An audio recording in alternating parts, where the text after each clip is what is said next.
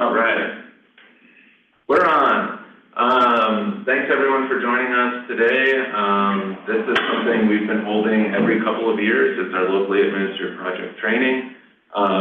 So we do this in coordination with Federal Highways as well as NCDOT, primarily to help our local governments, better understand the processes, responsibilities, limitations, and more words that are less than fun when it comes to locally administered projects. Thank you all for joining. Hopefully this is something that will be helpful for you guys as you pursue your locally administered projects or consider going after locally administered project funding. Next slide. Just going over some basics. We are the French Broad River MPO. We've been around since 1966, which is longer than I've been around. The French Broad River MPO was started based around the Asheville urban area, mostly just Asheville for a while, but it's been expanding ever since. So our relatively new planning area is shown on this slide. We have a population of roughly 440,000. And so that enables us to be one of the larger MPOs and therefore able to receive direct allocations of federal funds. Next slide. Again, more basics. So one of the things of the MPO and one of the foundation pieces of the MPO is creating a setting. Basically meaning our job is to pull together all the different parts of the transportation network and decision makers to help build a vision of what we want to achieve for our region's transportation network. And I think this training is a good example of that.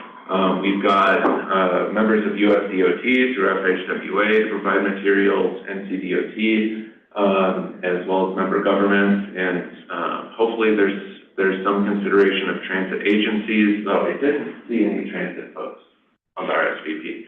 But we have funded transit projects in the past with our funding. Next slide. In terms of the MPO's responsibilities, I won't go through all of these different bubbles, but we do have lots of acronyms and lots of plans that we go through. But in general, our responsibilities are to coordinate transportation policy for the region and allocate and program federal transportation funds.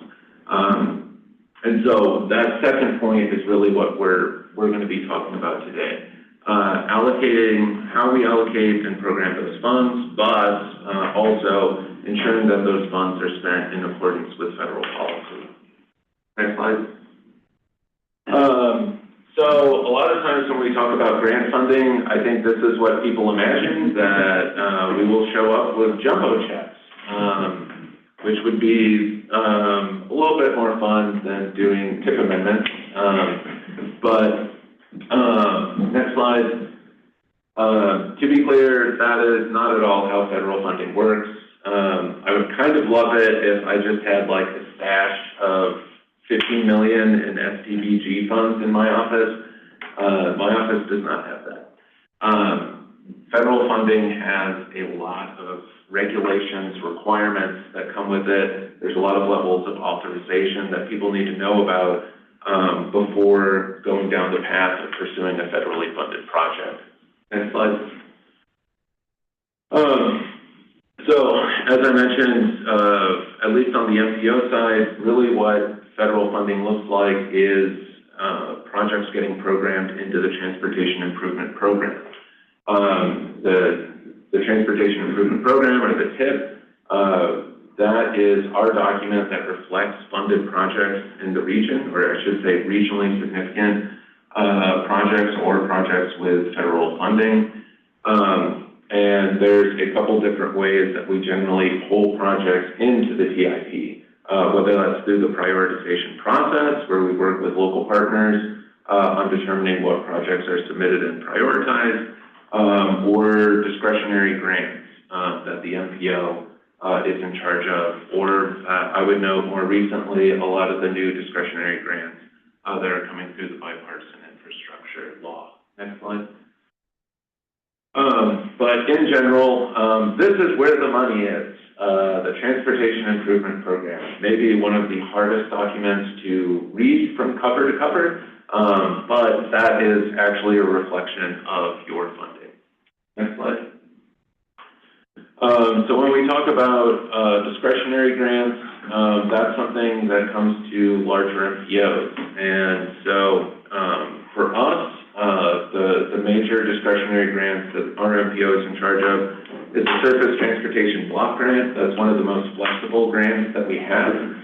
That can cover roadway projects, transit capital projects, like PED projects, and a number of other items. Transportation Alternatives Program, that is more of a program focused on non-highway modes. And the Carbon Reduction Program, that is a relatively new program that aims at projects that reduce carbon emissions. But in North Carolina, MPO's allotments range from about $3 to $30 million. We receive about $5.5 million a year. So it's not, we are not going to build a section of I-26 with these funds, but I think especially for our local governments, that is a good amount of funding to pursue some of those local priorities that we hear about from folks in communities. Next slide.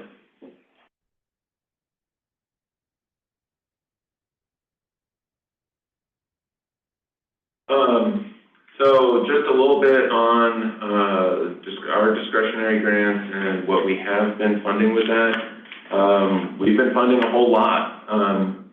As of right now, we have more than $65 million in projects that are moving forward in the project development process. And there's a lot of different types of projects. We actually have very few roadway projects. But we do have, of those roadway projects, those have primarily focused on intersection improvements. Whether that's adding signals or we've done a roundabout in the town of Canton, and thanks to Joel Setzer for helping put that project together. But where we've seen the vast majority of our funding go, excuse me, is in the bike ped projects.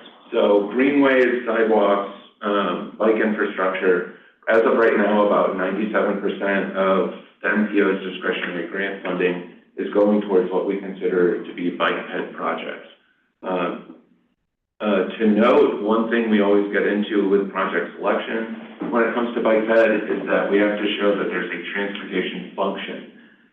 We have had projects that I'd say are loops in the park. We cannot fund loops in the park. We need to show that we're connecting destinations or showing some sort of transportation function.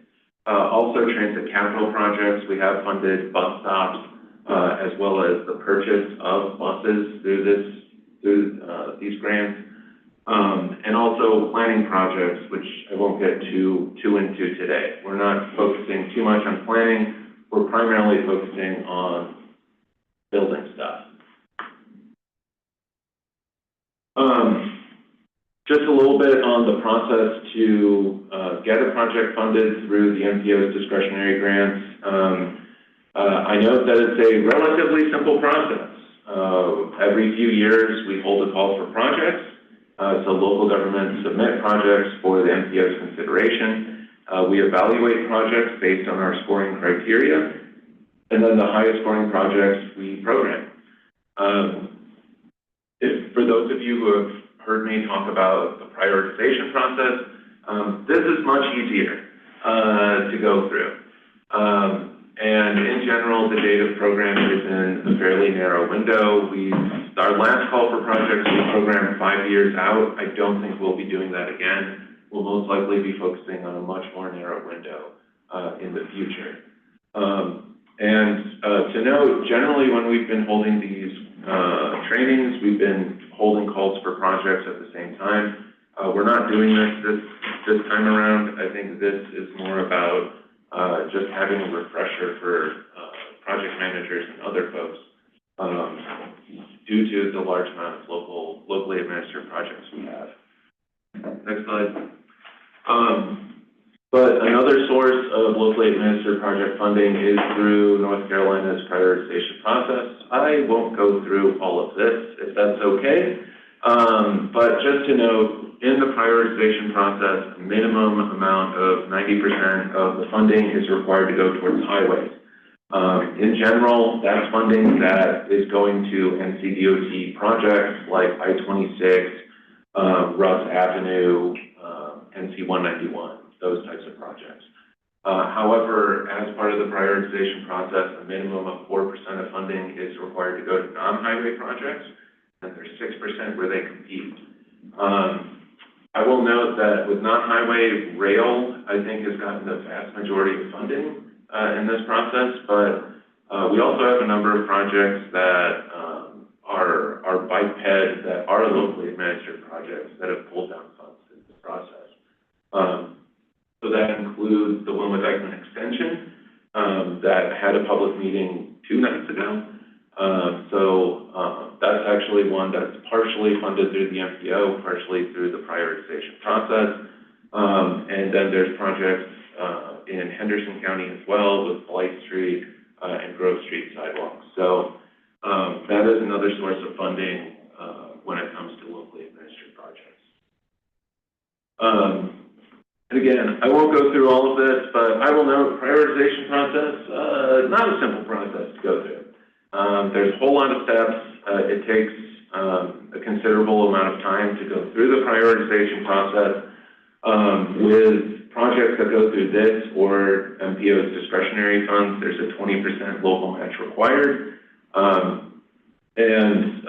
The thing that I always have to note there is it's 20% of total cost, not 20% of the federal funds being appropriated. But one tricky thing with projects funded through prioritization is the date your project gets programmed is generally not known until projects are awarded. So one of the challenges I think we've seen is, we submit projects and we ask people for cost estimates at that stage, as well as the general scope. Then we go through a 2-year process to figure out if the project is funded or not. From there, then it gets programmed some year out. DOT folks tell me, how easy is it to maintain a cost estimate over that much time? Especially lately, it's virtually impossible. So we've seen some large shifts, especially with our bike-ped projects in terms of cost and what that means for local commitment. And sometimes if the local commitment gets large enough, we're seeing reductions in the scope, just so it's an affordable project. Anyway, I'm digressing. Next slide. And also to note, there's a number of other discretionary grants that are out there through the bipartisan infrastructure law that enable local governments to pursue transportation projects. So I won't go through all of them. In all honesty, I don't think I know all of them. But some of the major ones that I think we've seen a significant amount of interest from our region, RAISE grants. That's one of the grants that was awarded to the Acoustic Trail. And I know there's been significant interest outside of just that project. The nationally significant federal lands and tribal program, again, another grant that went to the Acoustic Trail. Reconnecting Communities and Neighborhoods program, that is a new program that is looking at trying to essentially overcome some of the transportation barriers that have been put in place over the years, and Safe Streets and Roads for All. Just as a reminder, the NPO is pursuing a regional, or is undertaking a regional Safe Streets plan, which should enable our local governments to pursue that grant for implementation when that plan is done. Anyway, the primary thing is there's a lot of different sources of funding when it comes to locally administered projects, but all of them come back to, with federal funds, no jumbo check, lots of requirements and processes that folks need to know before they get into it. And just something to note on our end that tends to come up a lot, going back to the Transportation Improvement Program, as these locally administered projects progress and get developed, a lot of times there's changes, and those changes can be to the scope of the project. We've seen projects that have had their termini changed or have changed from greenways into sidewalks or vice versa, changes in cost. In general, when projects are experiencing those changes, they must be reflected in the TIP and STIP, and those have to be coordinated. So we have had projects in the past where, you know, we've gotten notice from DOT of, you know, there's a request to amend the agreement and add $5 million more from the MPO. Unfortunately, we don't have $5 million to throw around willy-nilly. So that has to be, those cost increases have to be coordinated through our decision makers. And in general, all of these federally funded projects with any kind of changes, that needs to be coordinated with the MPO, NCDOT, and federal highways. Next slide. With today's training in general, I hope everyone finds this to be something that's helpful. But really what we're trying to do is make project sponsors aware of the responsibilities and limitations involved with utilizing federal funds, and to help project managers connect with resources to provide a more clear path to successful projects. With this federal funding, it can be very complicated. With projects in our region, things can get very complicated. But there's a lot of great resources out there that can help our local governments bring their project to completion. We have a lot of great folks, especially at the DOT divisions, that can help usher these projects through. Division 14 has been taking on management on behalf of local governments for a number of years. Division 13 and Gabe and Mike have been stepping up and taking on more and more and more. But even when there's local government management of it, there's a lot of resources in place to help folks make sure that every I is getting dotted, every T is getting crossed. With that, I will hand things off to our federal partners to provide an overview of things from the Federal Highways point of view.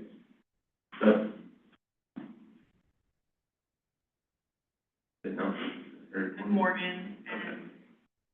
Morgan, it's all yours. You should be able to share your screen, or I can share it if you want. Okay. I'm gonna share that. And this in presentation mode. Hopefully. Okay, is that coming through okay? Yes. Yep. Awesome. All right. Well, good morning, everybody. Thank you so much for having us. I do apologize that we weren't able to be there in person, but in the interest of safety with the storm, our division administrator asked us not to travel. I do wish that we could be there with you all today in person. But I am Morgan Nelson. I am with Federal Highway. I actually just celebrated 1 year with Federal Highway on July 31st in this position as the local program manager. Prior to that experience, I was working with roadway design and consulting. So my background is civil engineering. Just to give you a little bit of an idea of who I am and where I came from and how much experience I have with this program. So I just wanted to highlight our responsibility as Federal Highway. We are here to provide federal funding for your project. And my number one responsibility is to make sure that the federal money that you are using is spent appropriately on your project. And that includes just making sure that there's no fraud, waste, or abuse when spending that money. I want you to be able to keep every dollar of federal funding that you receive for your project. And I am making sure that the regulations that you agreed to when you accepted the federal funding are being upheld throughout the life of the project. So although it sometimes seems like it's federal money and locals are spending it, DOT doesn't really have a role in this process. They do. And this slide highlights where NCDOT receives really that power to have a responsibility and a say in these projects. The NCDOT has full oversight and responsibility, and that's established in the 23 CFR, section 635. I'm not going to read it to you right now, but if you ever find yourself bored and need some light reading, man, 23 CFR is there for you in your time of need. And we also have a stewardship and oversight agreement that has been signed by Federal Highway and DOT, and that establishes DOT to make decisions on certain things on behalf of Federal Highway. In the unlikely event that funds must be repaid or deemed non-participating, then they would be taken from NCDOT, and then the municipality would be responsible for repaying NCDOT.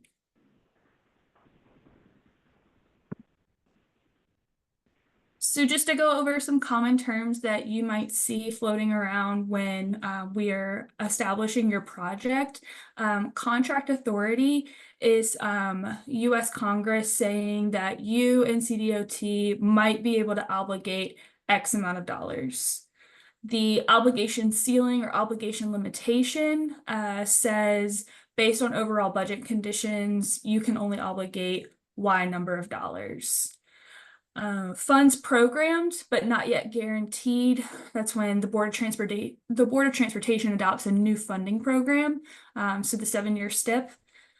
Funds obligated. This is the important one that I like to highlight. When NCDOT requests Federal Highway to obligate those funds and we sign that, that is saying that is the amount of money that we are agreeing to reimburse. And we include that note, it's safe from the Rescission Act, or Rescission Acts. Rescission is, we have a problem, Congress decreases the state's contract authority. So going back, it's reducing the amount of money that you might be able to obligate. But again, if it's obligated, it's safe.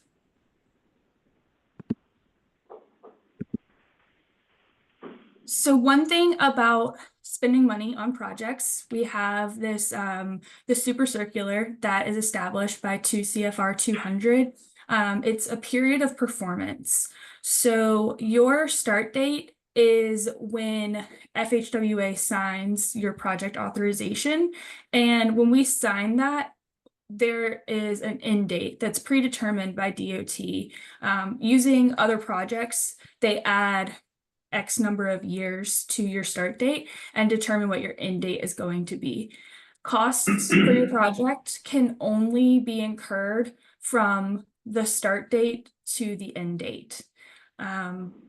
Please don't incur any costs before your start date that you're expecting federal reimbursement on, because we would not be able to reimburse those.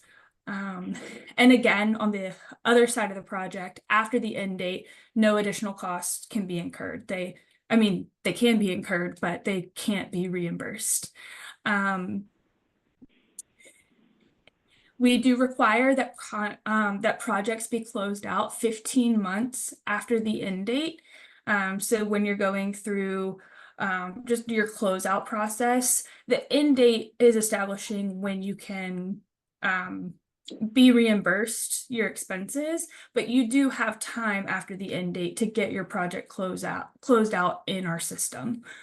And you may be wondering, things happen. Sometimes that formula that we add to the start date gives us an end date, and we've run into an issue, and now our end date is coming up and we're not going to make it. We're going to have costs that we may incur post end date. But there's really nothing we can do about it.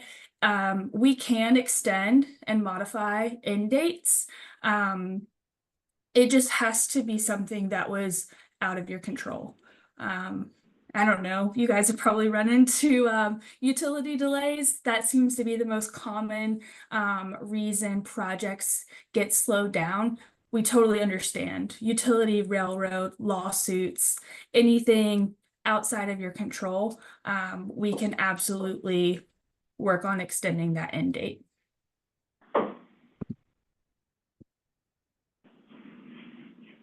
So this talks more about the authorization of projects. So there are 3 phases of work that we can authorize funding for.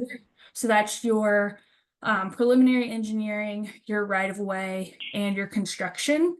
And authorization is required prior to incurring any expense in that phase. So please make sure that your PE is authorized before you begin your preliminary engineering on your project. Same for right-of-way, same for construction. And again, work done before the authorization date is not eligible for reimbursement.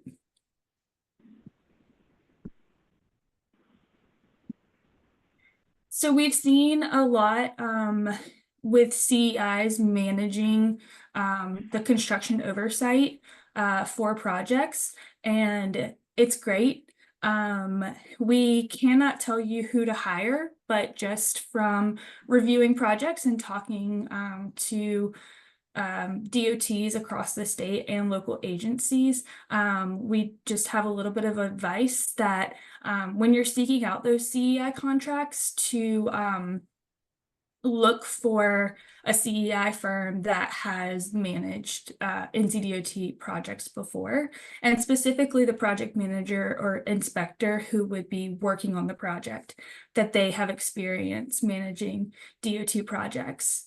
I will say in that it doesn't necessarily have to be a local project. If they have experience with overseeing NCDOT projects, if they follow that those guidelines, local projects come really easily because they follow NCDOT requirements. And this is just a reminder that your municipal official signed a municipal agreement that says all projects are required to use NCDOT standard specs, the construction manual, the minimum sampling guide, and all state and federal regulations.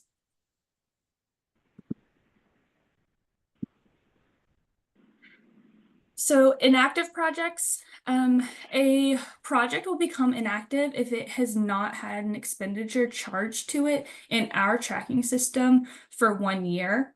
And if a project hits that 1-year report, our finance section is required to de-obligated the unexpended funding amount. And a reminder that the municipal agreement states that a project must be invoiced at least every 6 months. So if you are following the municipal agreement and you are invoicing at least every 6 months, then there's no concern that your project would end up on this 1-year inactive report. We also send out an inactive project report to NCDOT, your division.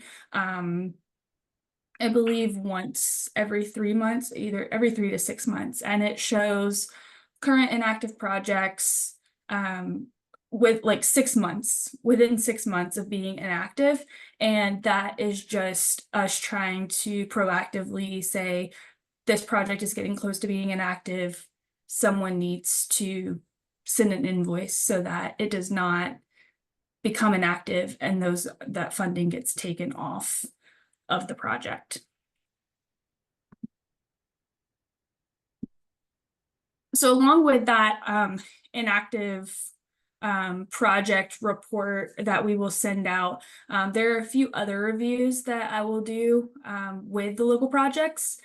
The first one is the compliance assessment review, or we call them CAP reviews.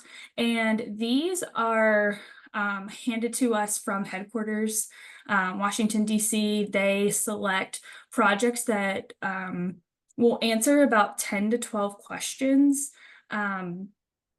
And it's completely random. I thought this year a local project wasn't going to get selected, but we did have one that I think was actually in Division 13.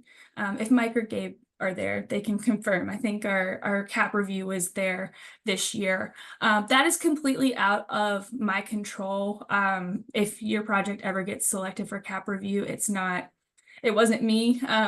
Headquarters came down and said, hey, will you review this project? And Suzette might laugh. I don't know if she's been through a CAP review, but I thought it was really easy. The project, if you're following all of the guidelines for your project, and maintaining your records, that's a big thing. Then CAP reviews are a breeze. You answer all the questions, all the answers were yes, and we knocked it out of the park.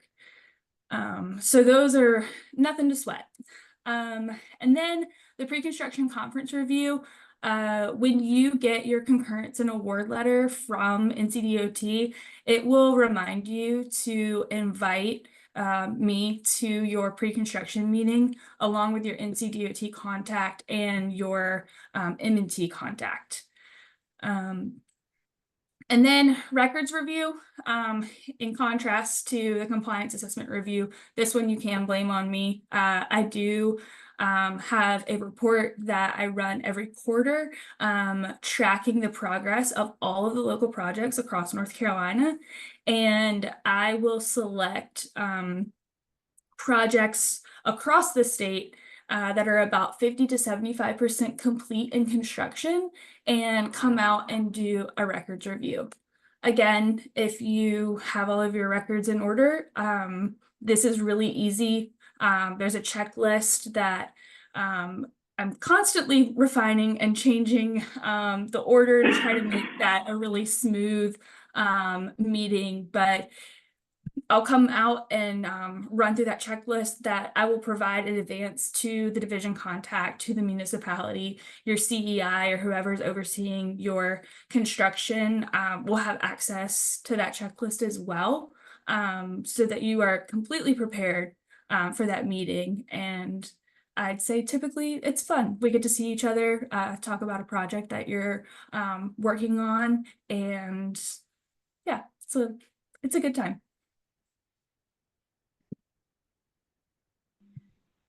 Okay, so Buy America, this is just in there as a reminder that all steel and iron products permanently incorporated into a federal aid project must be domestically produced.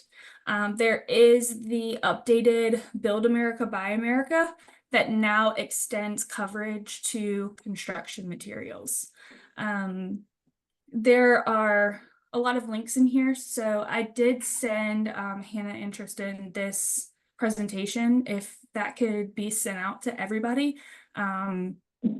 These links will answer a lot of questions about Build America, Buy America.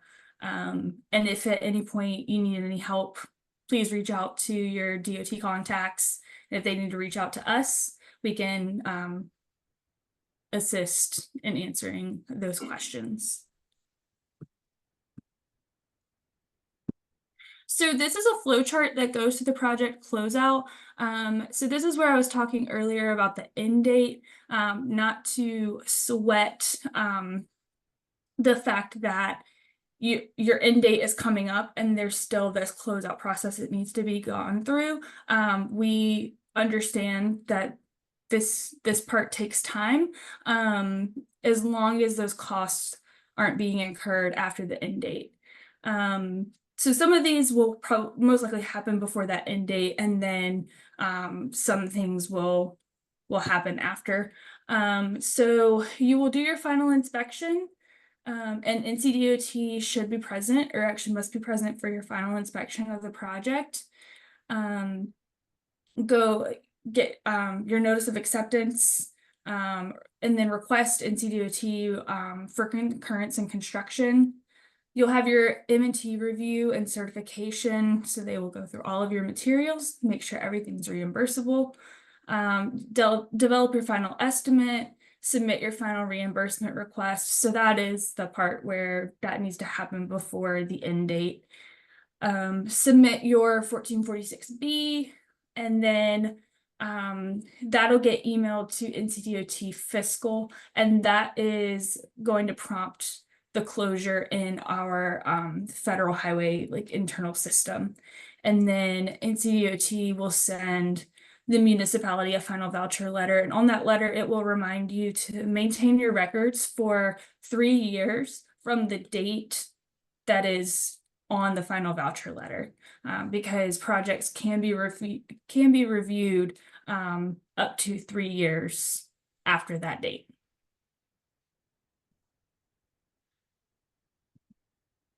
Okay, so I kind of touched on this already. Super circular requires that projects be closed out 15 months after the end date. And if the timeframes are not met, the super circular states that all project funds shall be taken back. And then again, keep your records for 3 years. And here is a link to the closeout guide and checklist on the LPMO website.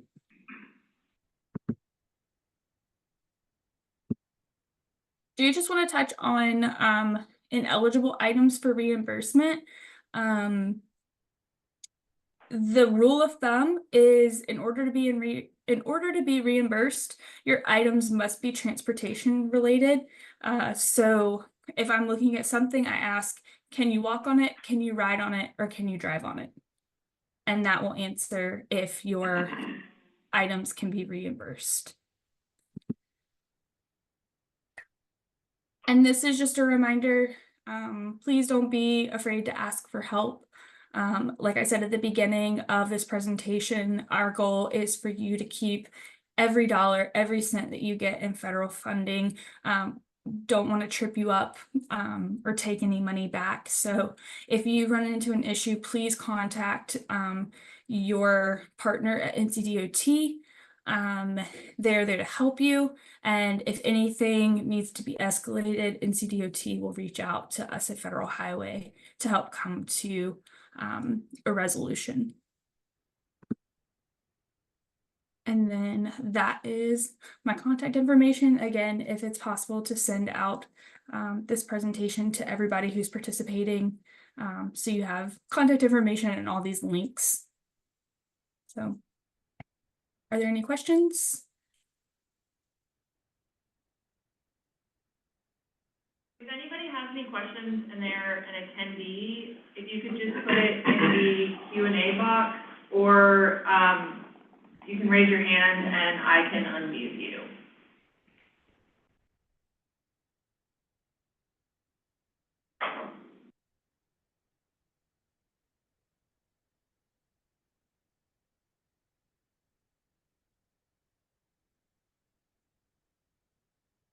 Angela, you got a question? I do. What happens if you have not incurred expenses within that 6-month period? Does your project still go on an inactive list?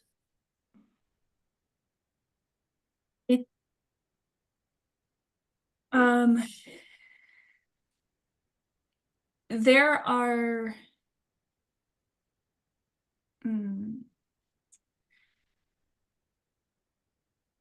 NCDOT can charge the project to keep a project off of the inactive list. So I would say if you're running into an issue of not being able to incur costs for 6 months, I would definitely talk to NCDOT to see what you all can do to keep that project active and off the inactive list. And if you are running into that issue, definitely let DOT know, and DOT can let us know, and we can work to find a way to keep that project active. Thank you.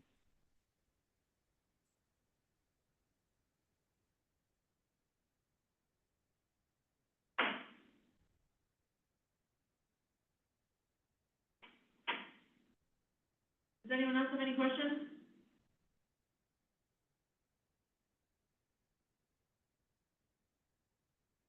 Thank you, Morgan, and I will send out the presentation after this meeting, and the presentation will also be available on our website as well, along with the recording of the meeting. Awesome. Thank you.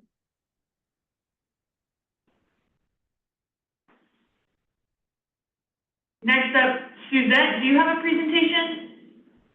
I do have a presentation and I'll make sure to send it to you. I'm sorry about that. I'll make sure to send it to you so you can send it out to everyone. No worries. But I'll share my screen.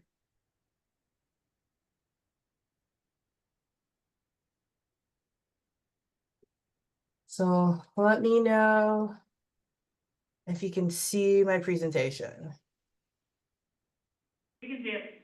Okay.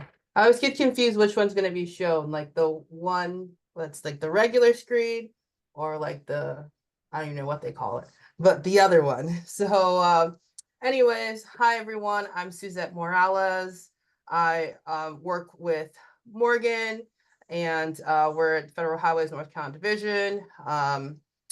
A little bit about me. In the North Carolina Division office, I work in the planning program development team. So I actually cover the French Broad River MPO area, as well as the Triad area. So I cover that for planning.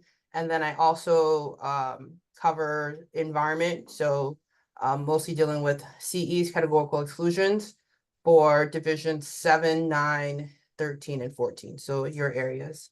So I've been working for Federal Highways for a little over 4 years now. Prior to that, I was working for the town of Wake Forest. So I was in your position. I was working with a lot of locally administered projects, working with, before Morgan, it was Tammy. So having to work with Tammy a lot and NCDOT. And everything that you're going to be doing now, I was doing all of those things. And then prior to that, I was at NCDOT Transition Planning Division. And so I, have experience in the 3 different levels of government. So today I'll be speaking to you all specifically about NEPA, the National Environment Policy Act, and how it's important for your project. So NEPA was established in 1969. It's the nation's commitment to the environment, and it was formalized through the NEPA Act. And it's a framework for environmental planning and decision-making by federal agencies. So all federal agencies have to comply with NEPA. So you are using this when you're planning projects or issuing permits, and you're conducting environmental reviews to consider the impacts that your project is doing to the environment. So the way it's finalized is through that NEPA documentation. So in your document, you're looking at the consequences of your project proposals. You're documenting the analysis, and you're also making that information available to the public. I'll talk a little bit about that later. And then the rules and policies, procedures, all of that has been created because of the Council of Environmental Quality, so CEQ. They provide the guidance and they track the trends, and they also provide resources to us as well as the project sponsors on how to deal with NEPA. Okay, so when does NEPA apply? If you look at 23 CFR 771, so, read it. It talks about the policies and procedures required for NEPA. So this 23 CFR 771 is for federal highways. It's also for FTA and FRA and our ways to implement NEPA. For federal highways, we're required to examine and avoid any potential impacts to the social and natural environment. So you're considering all of these things as you are reviewing your proposed project. So like I said, it's for highways, for transit, it's for rail, and 23 CFR 771, and then any permits, or maybe have changes to access control, things like that, those are going to be involved, even though they may or may not require commitments for federal highway funds. There are certain things that activate our involvement. So as I said prior, you have to consider the natural and the built environment. So, you know, natural, you have your air, land, sea, and then the built environment is that, like, that human environment.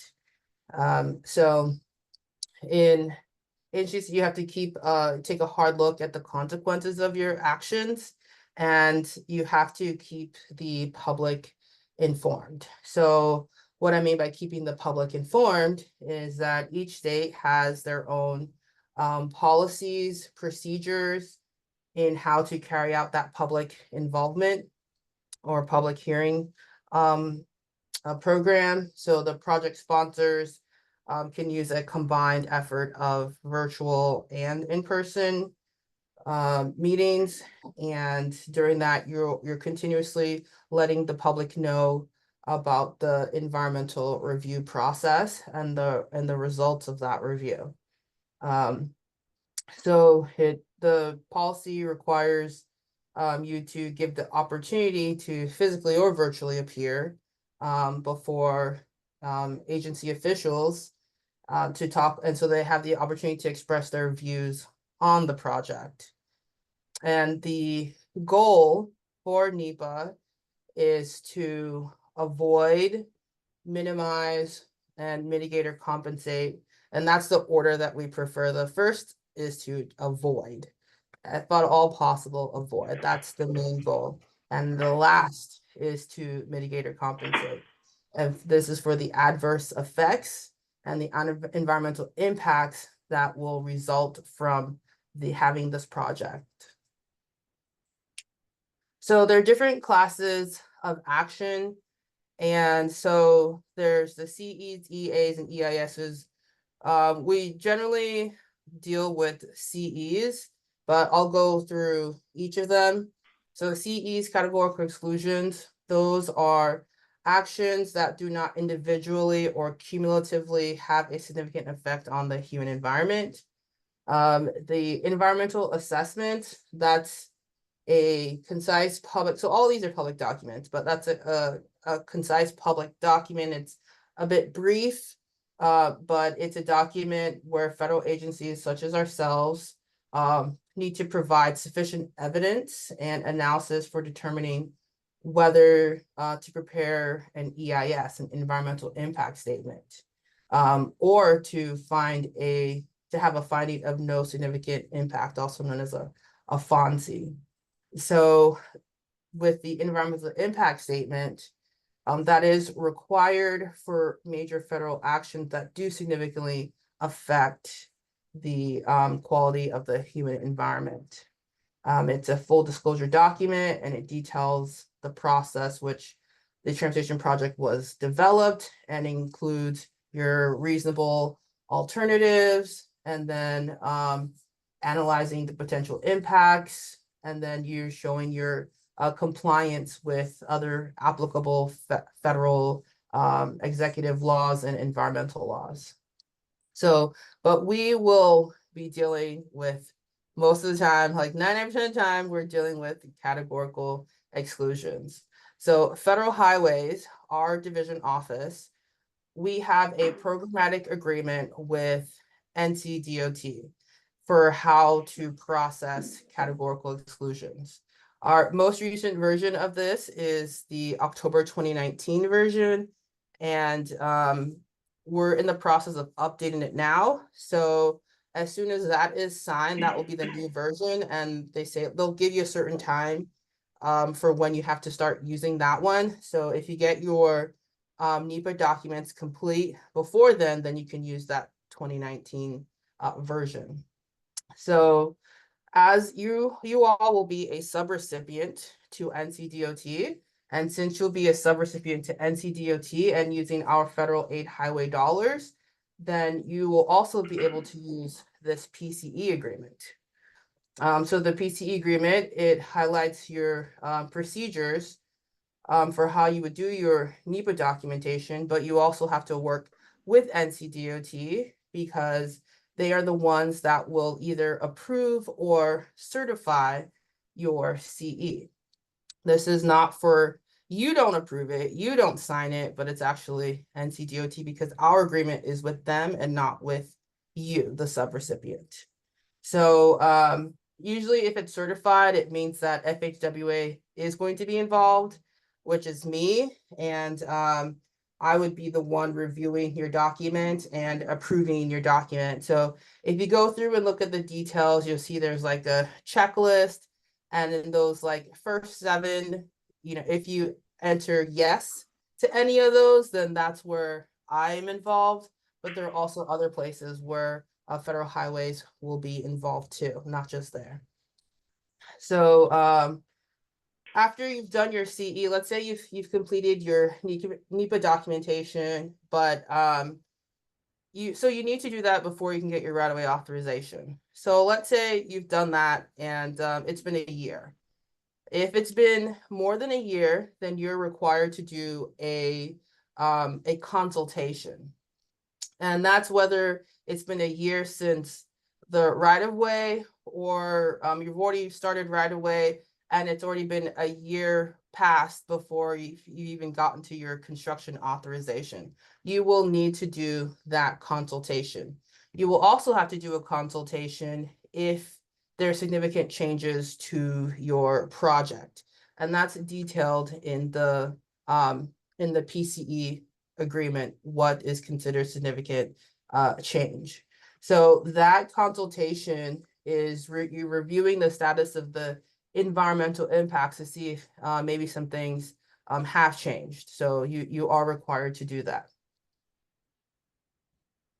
Let's see what else. Yes. Okay. So in order for you to receive your federal funds, you do have to complete your environmental documentation. Like I said, you won't be able to get to right-of-way authorization without your NEPA document. So whether that's a CE or EA or EAS, like I said, it's probably going to be CE, but you do have to get that done. There are other cases when, as I mentioned earlier, you would need FHWA's involvement, even if those checks aren't made. So FHWA involvement could happen if there's going to be a change in the interstate access. There's also our involvement if there's going to be impacts to historical sites. So that's section 106. And then also if there are impacts to 4F properties. And so those are also historic sites, but also parks, recreational areas, wildlife, waterfowl, refuge as well. So those will generally those try to get like a de minimis.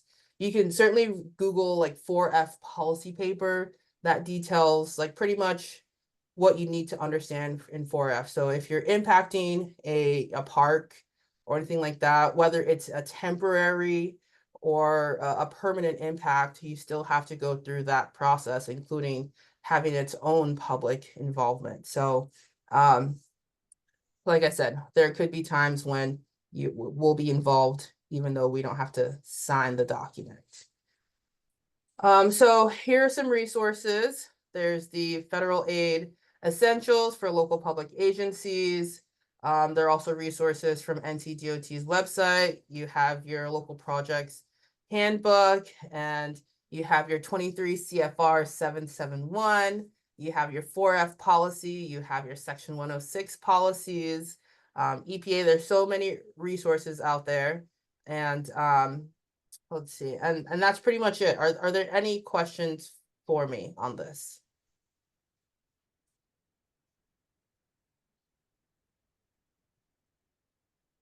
Anybody have any questions for Suzette?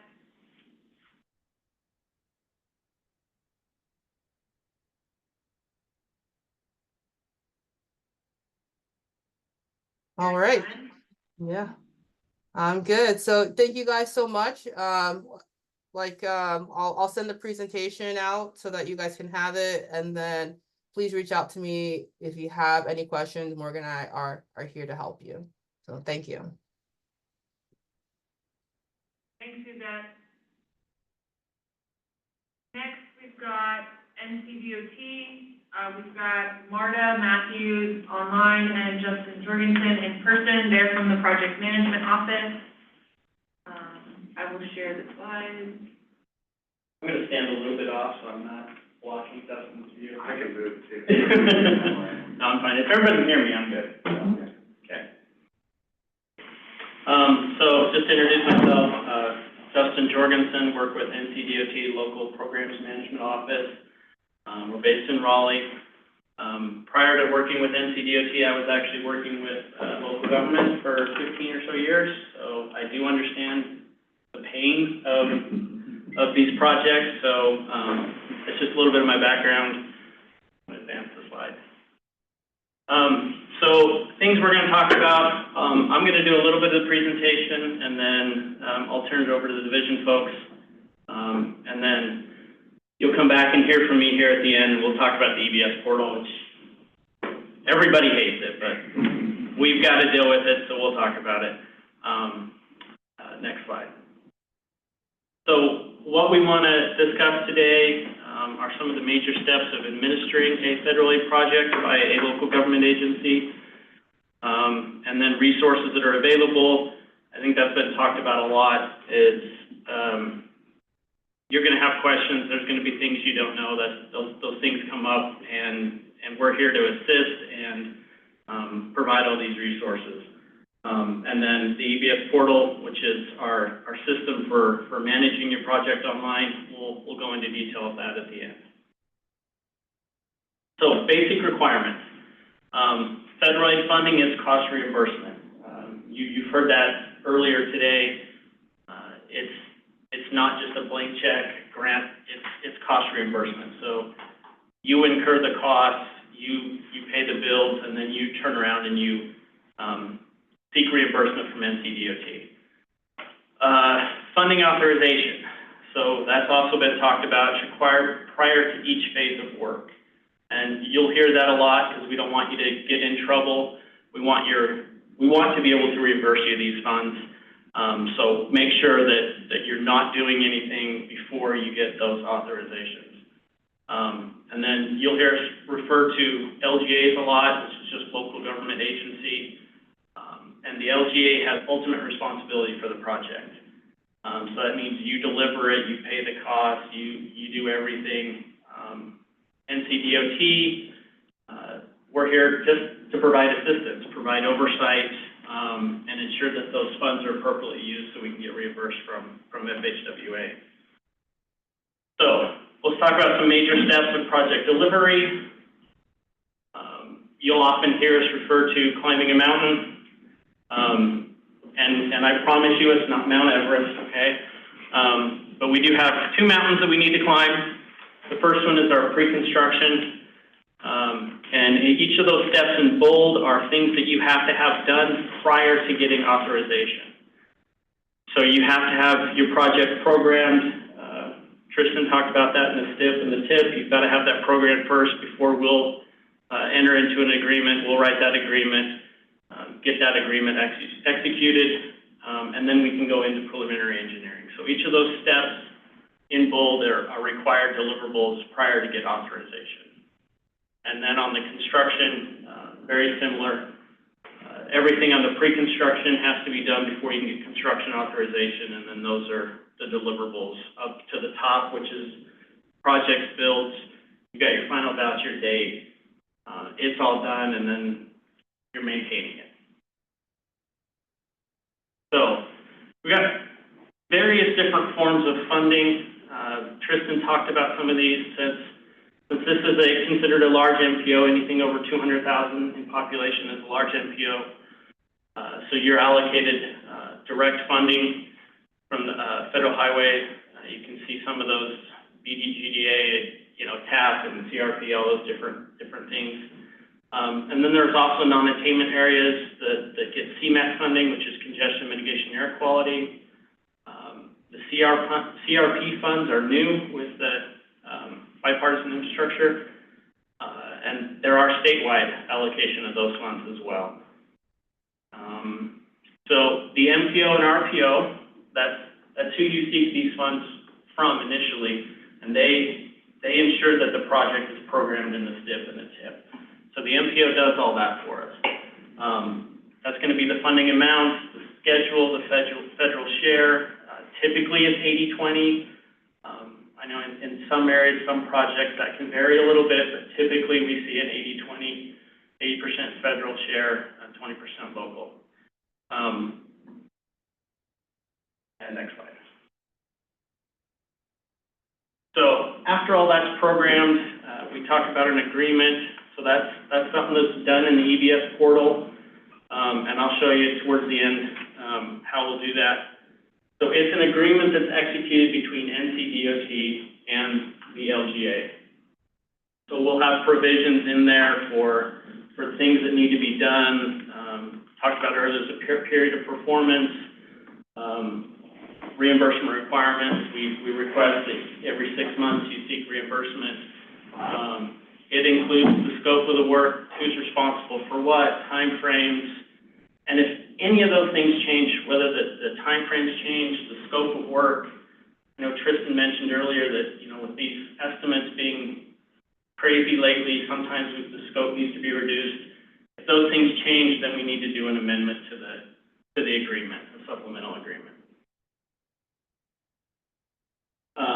And again, funding authorization for PE can't happen until that agreement is executed.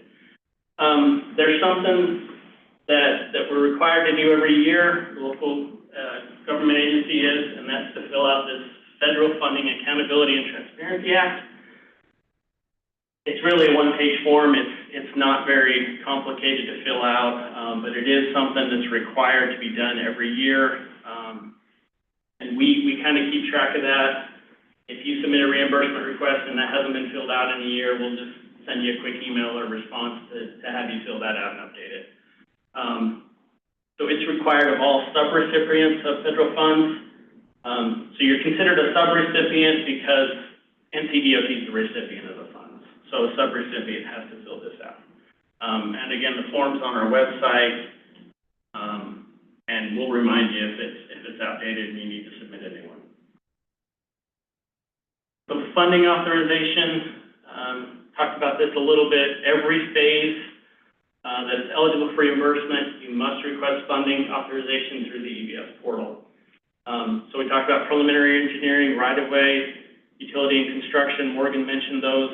So preliminary engineering pays for professional engineering services and other pre-construction activities. Right-of-way, it's for the cost of acquiring right-of-way, appraisals, right-of-way costs, and anything like that. And then utility relocation, and then construction, everything related to the construction contract, and then the CEI work and construction administration, and things like that. And again, we'll emphasize this a lot. Deliverables that need to happen prior to construction authorization, things like that, we'll remind you of those, and we won't even let you ask for construction authorization if those deliverables aren't there. So, next slide. Morgan talked about this inactive list. So funding authorization is really what starts that clock, that 6 months, 1 year clock with FHWA. And if the question was asked, if you haven't had any costs incurred during that time, Division does charge to your project.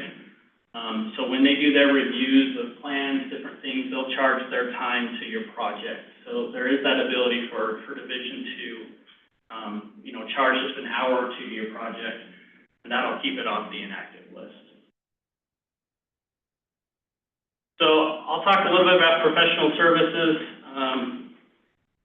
So the LGA, you don't necessarily have the staff to deal with this, to manage these, to do the design work. So you'll solicit and select consultants, and they need to be, that selection process needs to be done in accordance with the federal regulations and statutes and NCDOT NCDOT's policy.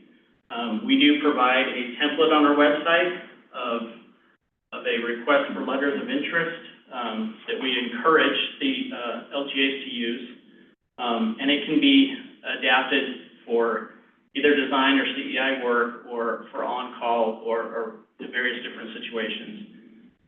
The thing to remember here is that it's a qualification-based selection process.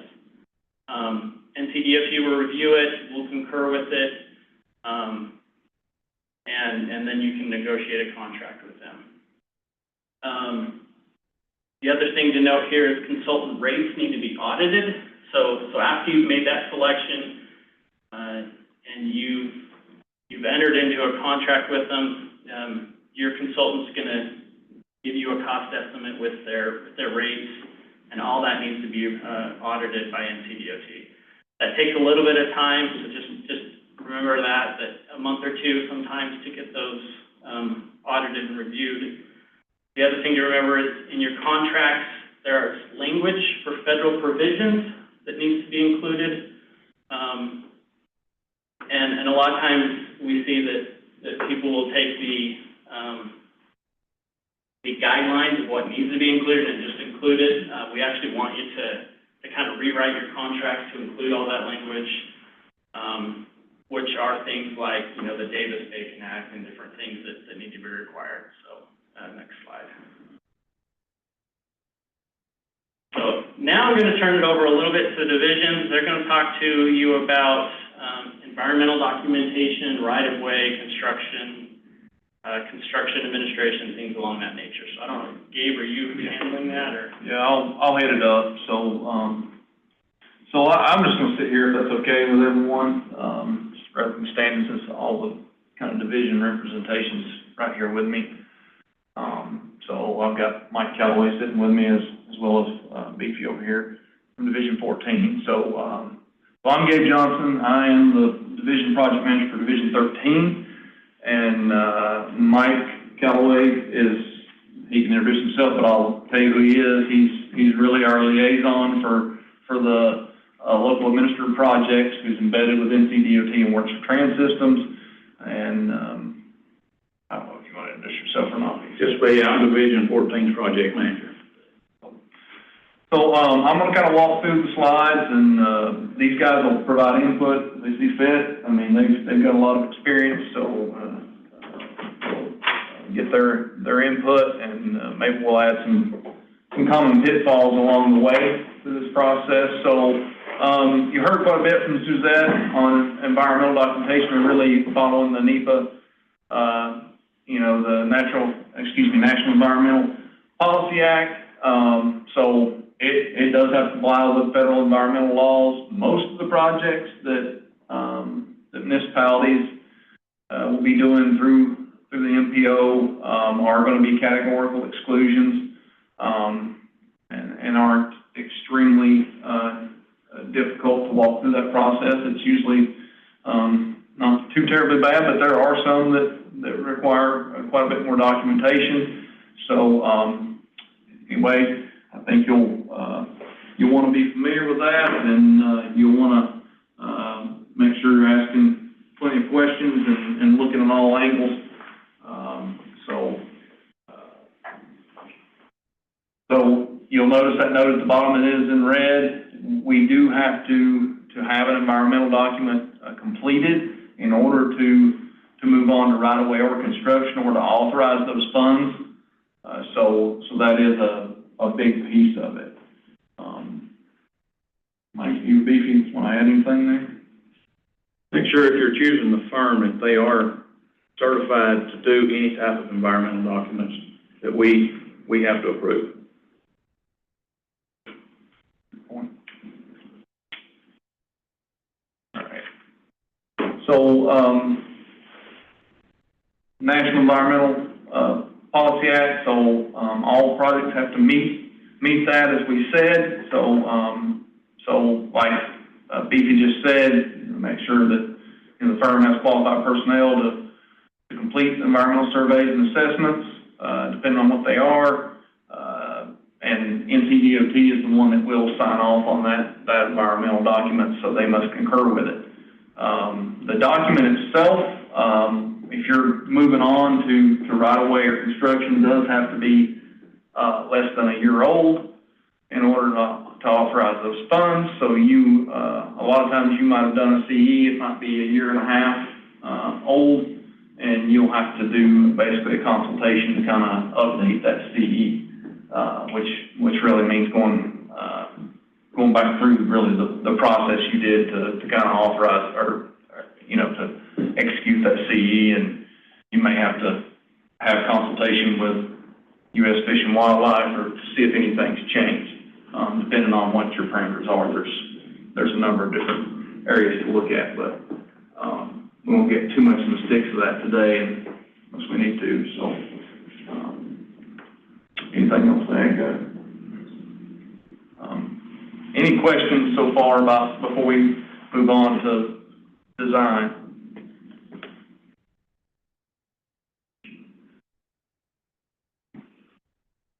Okay. Hold up, I think I'm You're moving that's all right. through the presentation, 1 second. Good. Maybe about one question. So, like I said, a consultant has someone on board to go out and you're not purchasing right away. But the consultant is doing professional services to negotiate a granted easement. Does that fall under P, or are we supposed to have a right-of-way authorization? The consultant's charges go and work with the property owner to grant easement.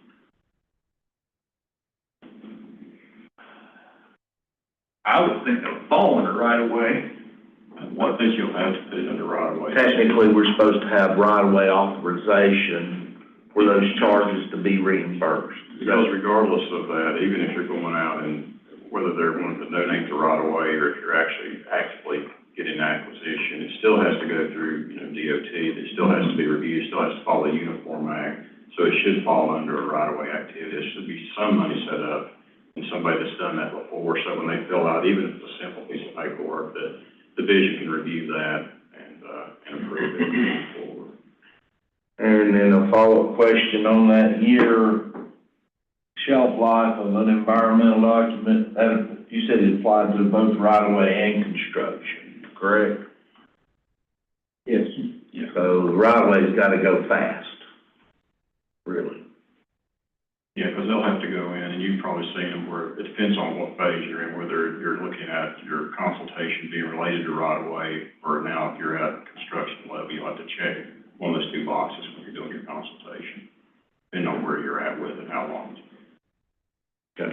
One other note that I've noticed when we're setting these projects up, make sure that you set up your environmental, your right-of-way, a utility, as well as construction. Because we've actually got into some projects before the utilities needed to be moved in order to go ahead, set up a nominal amount in that, just so if we need it, it's easier to do that than it is to go back and try to get it later. Tristan, I think the MPO is requiring now all three phases be programmed in for each project. Now, is that right, or does it depend on the project? No, we are not requiring that. What we've done is we've set up our project selection methodology so that if PE or a previous phase has been programmed or completed, then we're providing a heavy preference for those projects. I think that goes back to the idea of how big of a programming window do we want to have. And so I think that's something that, we'll be continuing to talk about, because I think we do have 4, maybe 5 projects that are programmed right now that don't have all 3 phases programmed.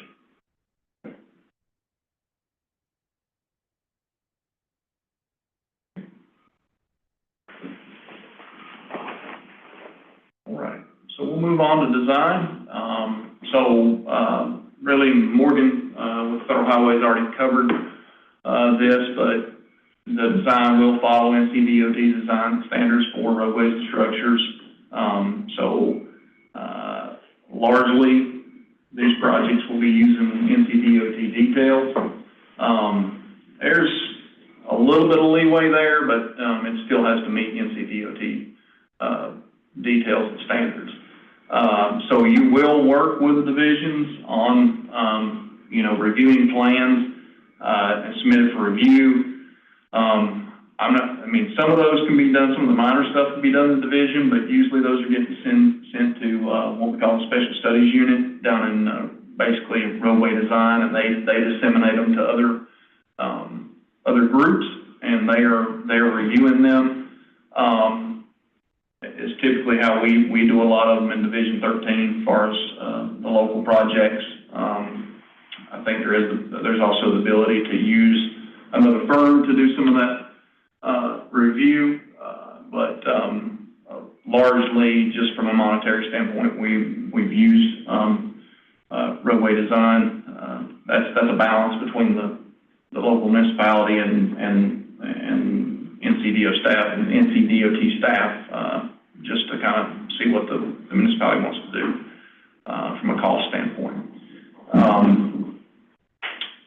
So anything else you want to add there? Well, it kind of hits on scheduling and stuff too. This is a good place to maybe mention that is we do have special studies review this, and depending on the complexity of your project, we've been seeing review times in excess of 30 days or so as you're sending things in, because they're going to, like Gabe said, they're going to break it apart, send it to different disciplines down there. So if you've got several folks, your 30% plans, those tend to go a little bit quicker because of the level of plans they're at, but once you get past that, the review times are taking a little bit longer. So think about those schedules when you're, these little things like this that you're maybe not thinking about as far as the reviews can cost you a month or two of time. Now, typically you're going to want to continue maybe moving ahead with your 60% plans and not be stagnant with them and catch up on any comments they have. But there can be a lot of back and forth as we've seen here lately. And if you get into 2 and 3 different submittals for your 60% plans, now you can be 2-3 months down the road, and that does start affecting your other milestones, your right-of-way dates that you're trying to hit for right-of-way acquisition starts, your let dates, and everything that's functioning, all your activities in between those. So it's really good to kind of, we said it before, in my opinion, the best thing you can do for any project you've got starting is sit down with your local DOT during your feasibility, during your scoping. That's the time when you sit down and really pick the project apart. You really take a hard look at dates and when you're programming everything. And that's when, we can come in and help say, okay, we've got so much time between these, but you've also got to account for reviews. You've got to account for times for, if it has to be board approved, your supplementals, all these things that are going to happen to you are going to take a lot more time. And design's a big piece of that, as we've seen in a lot of projects here lately, just the back and forth. And if a project sits for a while, we've had some that set, and they send them back down, we want to get another look at it.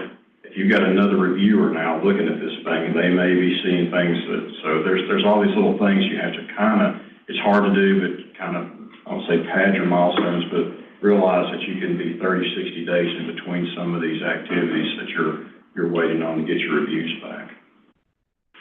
One thing in your scoping too is if we know if you're going to let the DOT do your project, or if it's an in-house firm, my suggestion is if we know we're going to have a reviewer outside DOT do it, bring those in into scope. That way they're familiar with your project up front, and they kind of know what you're doing, and it goes a lot smoother. Whereas if you get the 50, 60% plans and we send it out for review, that's going to take them a while, and they're trying to interpret maybe what you're looking at. So if you can bring them in earlier, better.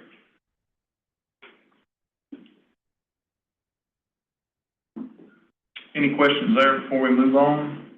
I'm sorry, I don't want to hold the conversation, but so I'm thinking of the process and the scheduling, and let's say you get your environmental document done. You've got generally board authorization to go to right of way, even if it was donated right of way. Then you've got 60% plans typically, and you sometimes get some back and forth, maybe 6 weeks. Then you go to construction authorization.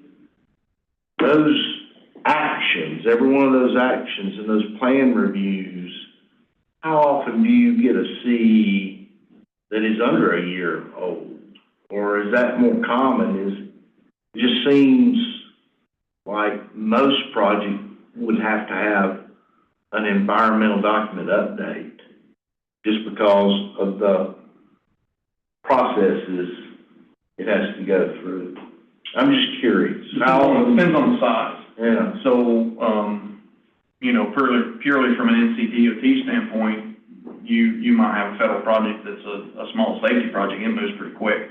But a lot of these LAP projects are, you know, if you've got a greenway that's 1.5 miles, 2 miles long, yeah, you're probably gonna be in that process, especially if you're hitting a lot of different land types and you run into some various obstacles there, whether it be, you know, whatever it may be. So it is very common to have to go to consultation and update a CE. We see that more often than not. Yeah. A lot of those. So, Like your Acosta Trail, that one definitely probably gonna have to have the update before we went on it. Just because of the size of the magnitude of the project.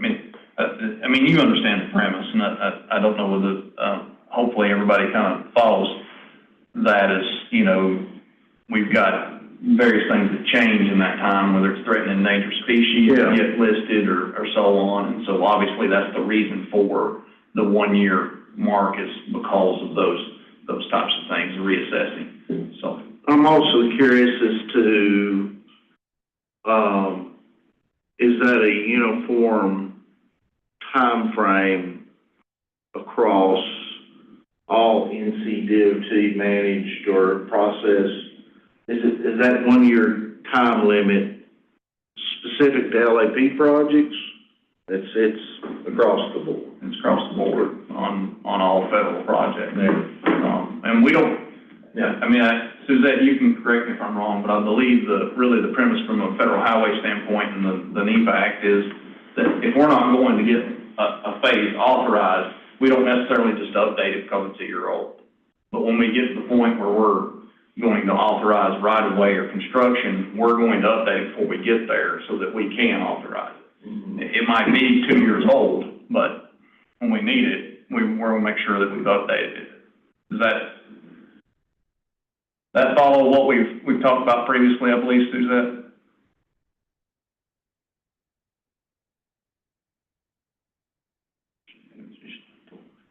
Yeah, she may have. We'll move on, but that's my understanding of the conversations we've had with federal highways in the last year or so. So, any other questions? I guess I would just note that, I mean, I think some of the projects in our region where, you know, you guys are having regular check-ins with the local project sponsors, and NCDOT's president, I think has been really, really helpful, rather than, you know, I know there's been times where projects have kind of hit a roadblock or several, and then engaged you guys later, and there's been a lot of catch-up that's been required. So I do think getting your division involved in some sort of regular check-in process, in all honesty, is also helpful for us, especially when there's big things that end up changing scope, either minor or major changes. It's easier for us to see that as that happens and see that coordination rather than trying to catch all of that up after several months of trying to work that through. Definitely. Appreciate that. I mean, definitely we want to be involved, and it helps everyone to make sure we're all on track.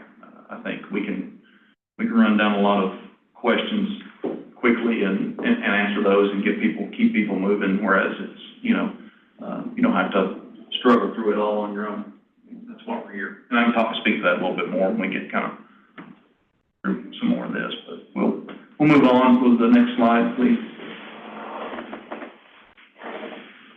Alrighty, so Right away, so obviously, you're still, just to make sure everybody's kind of on the same page, you're still in the design phase, even when you're moving into right away. Right away with your outright buying the land, which would be fee simple, or you're acquiring a temporary easement, such as a construction easement or some kind of permanent trail easement, or even an encroachment, must be properly documented and certified by NCDOT. So the next little bullet point down there says it all must be in conformance with the Uniform Act. So that's federal law, whether it's being reimbursed with federal funds or not. So you might not be buying the right of way with federal funds, still has to follow the Uniform Act. You can't circumvent that or find a way around that. So really your whole entire project, if it has federal funds on it, has to follow federal guidelines, is the simple part of that. So appraisals are reviewed by NCDOT, even if the property owner's not receiving compensation. And obviously for compensation, NCDOT provides concurrence in the fact that they receive just compensation or have that opportunity.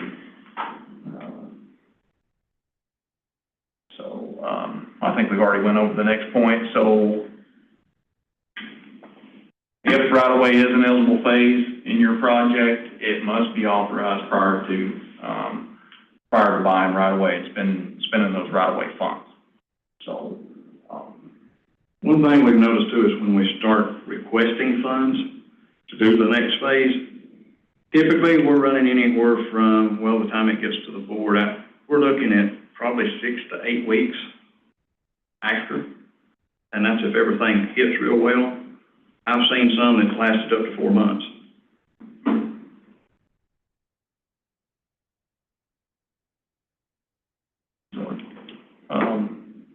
So anyway, plan accordingly.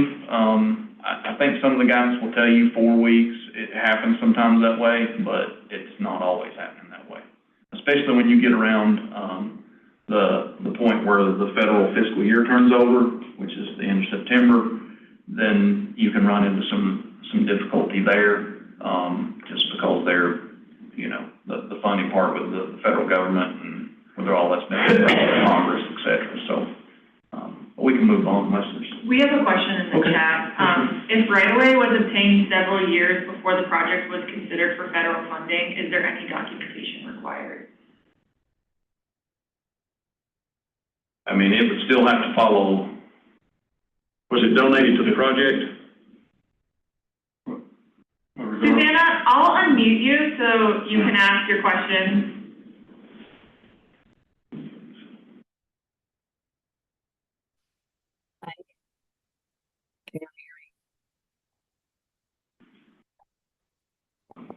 We cannot really hear you, Susanna.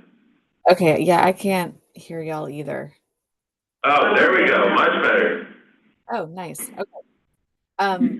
Yes, we are just working on a project that the funding source changed from the original design, and now we are going to use federal funding. Wondering what sort of documentation, and Gabe and Mike, of course, I'll be working with you both on this. But initially, and when Dustin and I were talking about it, we were just wondering if what kind of documentation, if any, we would need to provide for right-of-ways obtained for this particular project. Just for the record, this is a hypothetical question. It is a hypothetical question. Has the deed been recorded to the project? Yes. Yes. Seth, hello? Can you guys hear me? Yes. Yes. We can hear you. Okay, great. Well, I will say on our end, so anytime you're going to be using federal funds, it doesn't matter how long it's been since you did right away, you still have to follow the Uniform Act. So you will have to provide that information to NCDOT's division office so that they can review each of your acquisitions, just to ensure that you did follow the Uniform Act.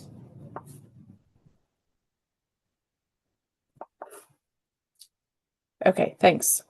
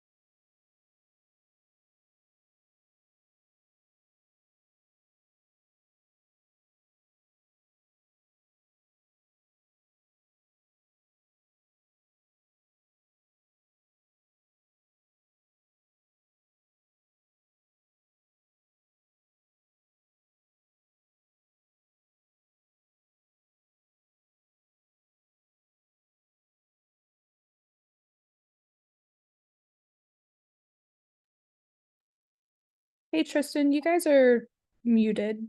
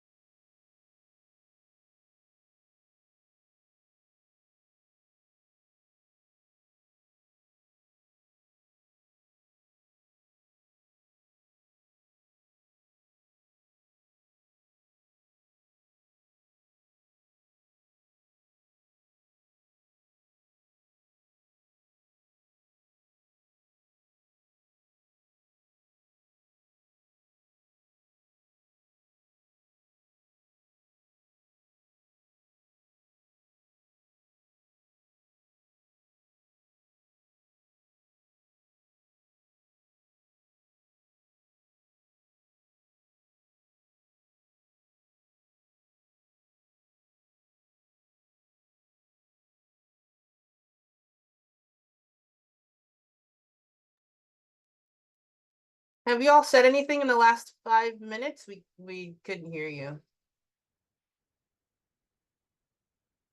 I see Tristan laughing, but I can't hear him laughing.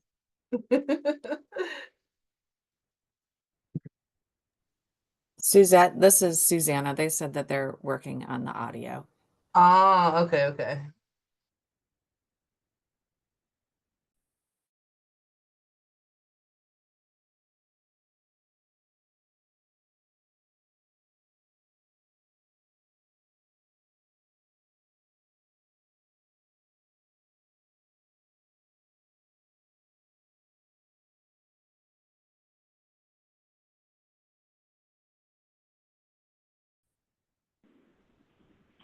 Can you all hear us now? Yep. All right. Sorry, the phone call dropped in the room for some reason. That's giving me flashbacks. I think I've lost my thought, but anyway, right away, obviously it's just a challenge on a project, especially, if you're having to go out and yes, you don't want to go into any kind of negotiations or things ahead of being authorized for these things, or you're not going to be reimbursed for it. But one of the things that we do, I think, a lot better now on the front end, as far as getting out to the public, letting them know about the project, it kind of gives you a gauge of how people are feeling about it and what hurdles you may have, or some of the more problem areas or parcels that you may run into where people are a little more reluctant. And then you have to start making decisions about, the design of your project, or if you're going to condemn projects, or parcels or property, if you're gonna be willing to do that. You've got situations where we've got parcels now that have 5 different, the original owners passed away, and there's 5 family members now that own that, and they're all over the country. So these are all little things that just kind of come up, and until you start really getting into your project, you're not gonna know a lot of that. But they're things that will make your right-of-way draw out a little bit longer than what you anticipate. So a year or so, even for, to get to right-of-way is not unreasonable.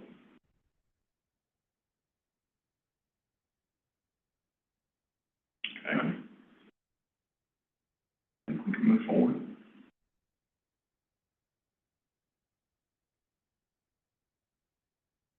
Okay, so utility relocation, always a fun part of any project. So typically utilities should be cleared from the project area prior to moving to construction. And obviously those costs for those third-party utility providers to relocate utilities have to be reviewed by NCDOT before the LGA jumps into a contract. We obviously in some projects you're going to see some, a lot of times some wet utilities that get included in the project itself, which is a little different, but utilities and the time frames to move them is probably one of the biggest reasons for delays in projects, like Morgan mentioned. And so, sometimes it can take 6 months to a year to get Duke Power to move a pole. And that's not because they're just necessarily dragging their feet, it's just because their workload's heavy and they've got other things to do as well. So it can be a real challenge. So, I don't know if these guys want to add. On your clearing, remember your notoriums, you've got your VATs, you need to try to plan for that. Especially if you see, like, we're coming up on October the 15th, we gotta get this done. Make sure you're cleared for your utilities. Again, those are definitely people you want in the room early on in your project. You want to reach out to all your stakeholders, everybody involved in this, let them know. They're not going to do anything, more than likely. I think Duke Energy, the last time I was talking to our utility folks, they probably won't really look at anything until you get to about 60% plans. So you can kind of look at your timelines now. So if you're up at 60%, now those are good. You've submitted those over to the power company, Duke Energy. Now they're starting to look at it to see what all they're going to have to do. And if they're having to move poles and different things like that, you can see what that's going to do to your project schedule. It could be, just depending on, like Gabe saying, the workload 6 months, a year out before they start relocating things to get them out of the way. So that's just something to kind of keep in the back of your minds, is when they're actually going to look at your plans. You've got underground concerns that may be there. You've got to figure out if things are there by encroachment. The utility stuff is just really it's its own little animal, and there's prior rights that you have to look at. For like, I believe it's about 20 years back, who was there first. If they got prior rights, then you're going to be paying them to relocate all those utilities, versus if they're there by some encroachment and will have to move them on their own. And it's usually your power. Most everybody else, if it's aerial stuff, they'll follow the power wherever they're at and go with them. But that's just something else to keep in mind. You're typically you'll be starting your right of way first before anyone will even really completely get on board with moving utilities. So you may need permanent utility easements, which is kind of part of that right of way process. So there's a number of factors there. And those costs have gone up like everything else has. They're substantial. Back in 2019, to relocate a pole then on a typical project, around $72,000. In today's money, now it's over $100,000, $170-something thousand for that same pole to get relocated. So you kind of see how everything's followed this trend over the last few years, and everything's become incredibly expensive. So, that, again, I just keep harping on this, but it's good to get everybody out there on the ground when you first start these things. Take a hard look at everything that you may have to do and be realistic about these numbers. It may change the scale of your project or not. But, these are all real costs that have to be evaluated. Sooner is better.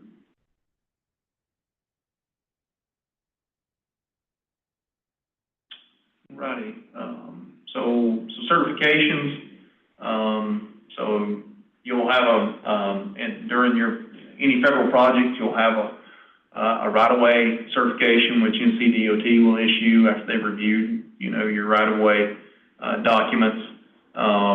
You'll have a utility certification, which certifies they've been moved or there's a process for them to be moved during the project, as well as a railroad certification. So if there's railroad that's impacted or in your project, there'll be a lot of times there's a railroad agreement. In some cases, there's no impact, and it's just simply signing off on one. But those certifications have to be done, completed, documented, and then and they will be part of the package that will allow you to have construction authorization. If you are affecting a railroad, you need to start early. If there's no railroad on the project, then the project manager can sign off on that certification. But if it affects railroad, it has to go through Raleigh, and that's time consuming. I'll just note, I think you're putting it quite mildly. That was nice. I was told to be nice.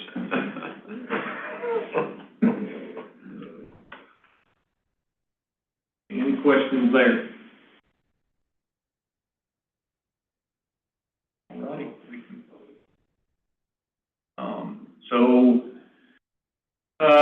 If you're delivering a project yourself, obviously you're going to have a contract proposal, an engineer's estimate, and along with NCDOT specifications, any special provisions, et cetera, that need to be put together for that project in order to put it out to bid.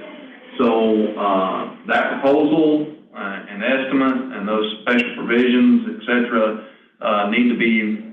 will be reviewed by NCDOT. Typically, it'll run through our contracts and standards unit, and they'll do a thorough review to make sure it meets our standards and specs. So the proposal will have to include federal provisions. That's already been talked about some, but just make sure it does. Otherwise, you're backing up and punting. The engineer's estimate is simply a line item estimate that will reference the spec book and special provisions. NCDOT spec book, typically, obviously there are special provisions and some that don't match exact NCDOT specs, but it's still within our guidelines. And you'll also need DBE goals set. The divisions set those goals. So you'll need to get with the division ahead of time to make sure those goals get set so that can get out to bid in a timely manner and that they're set appropriately. So, any questions or anything you guys want to ask? If the construction estimate is over $5 million, y'all still set the DBE goals, or does that go to Raleigh? You have to go Raleigh.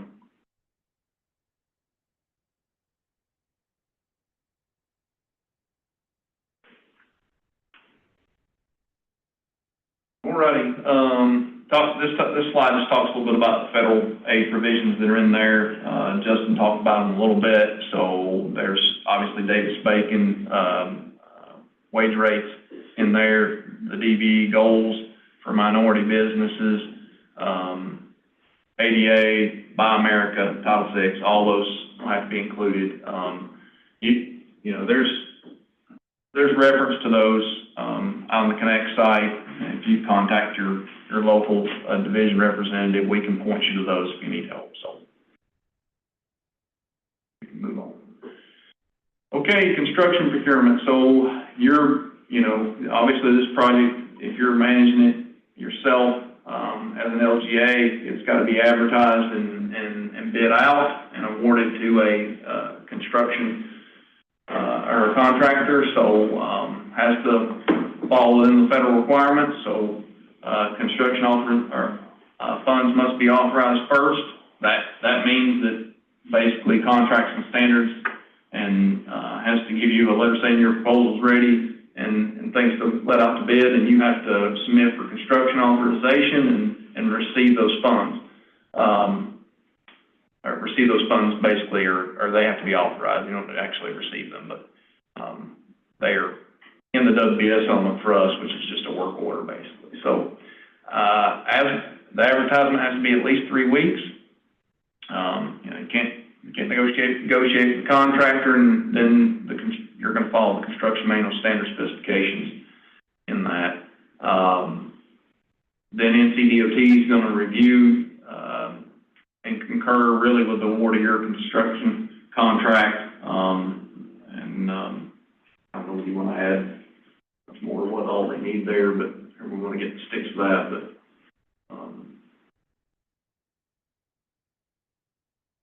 well, I'll say that you got to comply with local government statutes about bidding and NCDOT. You got to do both. You can't just pick one and go with one. So the things about receiving at least 3 bids comes to play, which is not a DOT spec, but you just got to do both. yep, true. Very good, thank you. Regarding negotiating with the contractor, general statute allows you to negotiate a contractor if the lowest bidder came in above your budget. NCDOT allow that as well, or it's specifically prohibited? Yeah, you cannot negotiate construction. Just PE. So if in a scenario where we bid twice, we received 1 bid highly above normal unit prices, what's the recommended practice in that situation? You have a couple options. You can either rebid it, and if it comes in again and the award's over 10%, then you can have a committee sit down and decide if you have enough funds to complete that project and award that project. Or you can reject that project. Or you can go back to the drawing board and you can Rescope it. Like I said, rescope it and put it back out. And if you do get bids in, we've done this before in the past too, you get bids that are 10, or let's say 15, 20% or more over your estimate. It is okay to, call the contractor, because you're just going to say, what are y'all seeing that we're not? And they may point out something that is a real construction issue, and that may be why they're bids. Now, I'm not saying we can't negotiate the prices, but it's always good to kind of figure out what people are seeing, especially if you've got several that are doing that. If you have 1 bid and they're way over, they may have just thrown a number at it just to see if they can get it or not. And then, like if you're saying, you have some options with that. Either way, if it's above or below, you have to write justification as to why you awarded that contract. Yeah, understood. We've been in a couple of situations where we've just gotten really high bids and said we're just going to wait and play again. But you can talk to your contractor and say, hey, like we said, what are we looking at? What are we missing? And the other thing we can do is just help out with that DOT, and we can do a comparison estimate. We've done this in the past too. We've come up with something and then it's been just outlandish different. We can package the plans, everything up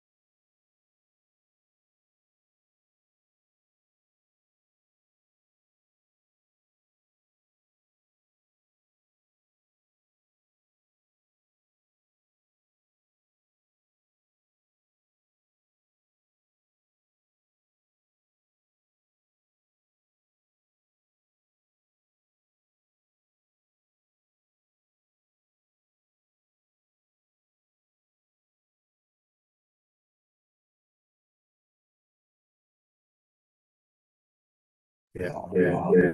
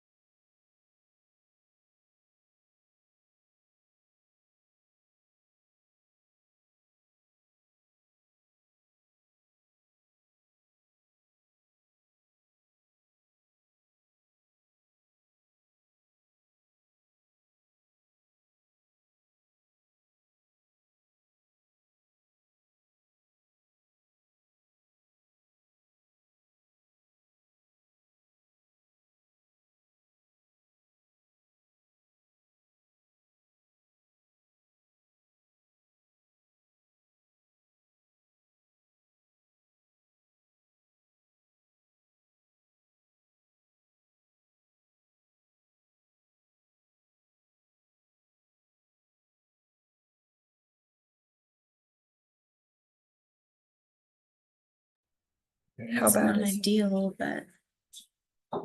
Can you guys hear us now? Yes. So because, one second.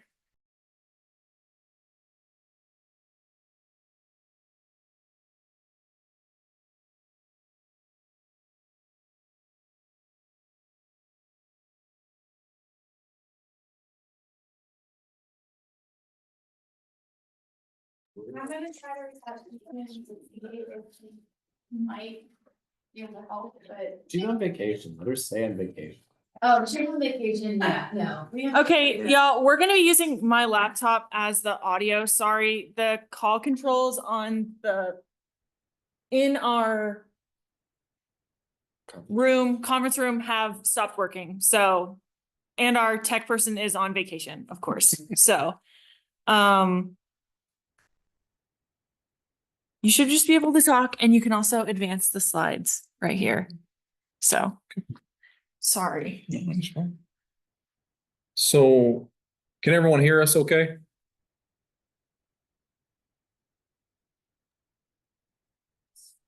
Yes. Good deal. All right. So, I think everyone generally heard what was said in terms of construction procurement, but, obviously, so NCDOT follows General Statute 136 and in North Carolina, and the municipalities follow 143, and in these projects, it's a little bit of a mix in terms of the fact that this is a federal project, so you can't negotiate with a contractor, and you have to have an advertisement of 3 weeks, whereas, 143 says you can negotiate with the contractor. Well, in these projects, you cannot, but you still have to follow 143 in the sense that you have to have 3 bids in your initial and follow it from there. So, I would just tell you to stay in close communication with your DOT representative, and things will get worked out. So, all right. Any questions before we move on?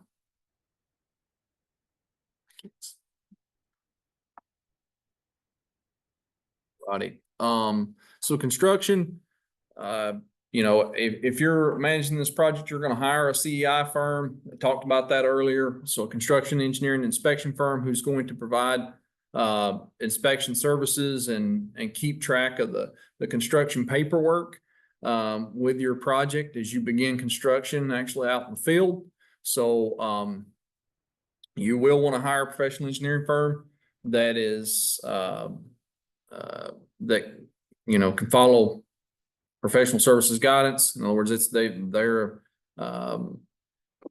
have to be certified by NCDOT, do they not? Mm-hmm. So you'll want to make sure of that, and obviously, typically, at least in Division 13, the resident engineer's office in that area will provide oversight.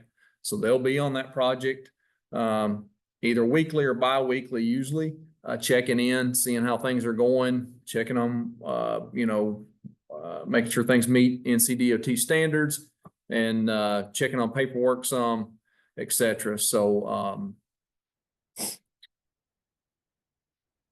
as you near the end of construction, NCDOT will have to concur with your acceptance of the project. One thing I'll say about this whole process is the paperwork is critical, making sure that your CEI firm is keeping good records and keeping those organized makes life a whole lot easier when you get down to the point of the end of the project and you're coming towards the final product, as well as if Federal Highways is performing an audit. It makes being in the room a lot easier and a lot less uncomfortable. So if you have it all organized. So anyway, any questions or anything anyone wants to add there? All right.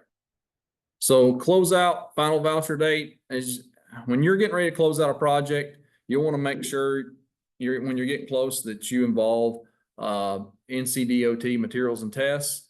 You'll want to make sure that you're in close communication with the division and that resident engineer's office. So you'll want to make sure that you read through the closeout guide and manual and look through those processes, because there's a process to follow in there that's laid out. Morgan kind of went through the majority of that in her slides, but make sure you're following that. It makes life a lot easier as well. So when we get to that closeout, NCDOT will calculate any costs that the local government owes the department for their part of the work out there. And obviously M&T will be certifying materials permanently incorporated into the project. Once you've walked through that closeout process and those items have been accomplished, then NCDOT will request that Federal Highways closes the project and issues a final voucher. And then obviously that final voucher date starts that 3-year period of retaining records. I'm going to add one thing and turn it over to Justin or just a couple things. So division staff are here to help. Get a hold of us, get us involved early in your project. We'll be glad to be in your monthly meetings or your bi-weekly meetings to help answer questions, to run things down, to try to make sure that the process is not any more difficult than it needs to be, and that we're moving things along and keeping the project moving, and that you have the support you need. I know Division 14 delivers a lot of these projects already. Division 13 is moving in that direction. We have several that we are in the process of helping deliver. So we're willing and able to deliver your project, meaning that we can hire the engineering firm, and walk through the design, the right of way, the utility relocation, all the way through construction. And in a lot of ways that makes life easier because we have systems to keep track of that paperwork a lot easier with HiCams. But know that we are willing to do that. It's not something you have to do, but we are willing to do that. You will be involved in the processes and the decision making during that time. We're not cutting you completely out by any means. It's just we will handle a lot of the legwork there. So anyway, with that said, I'll turn it over to Justin and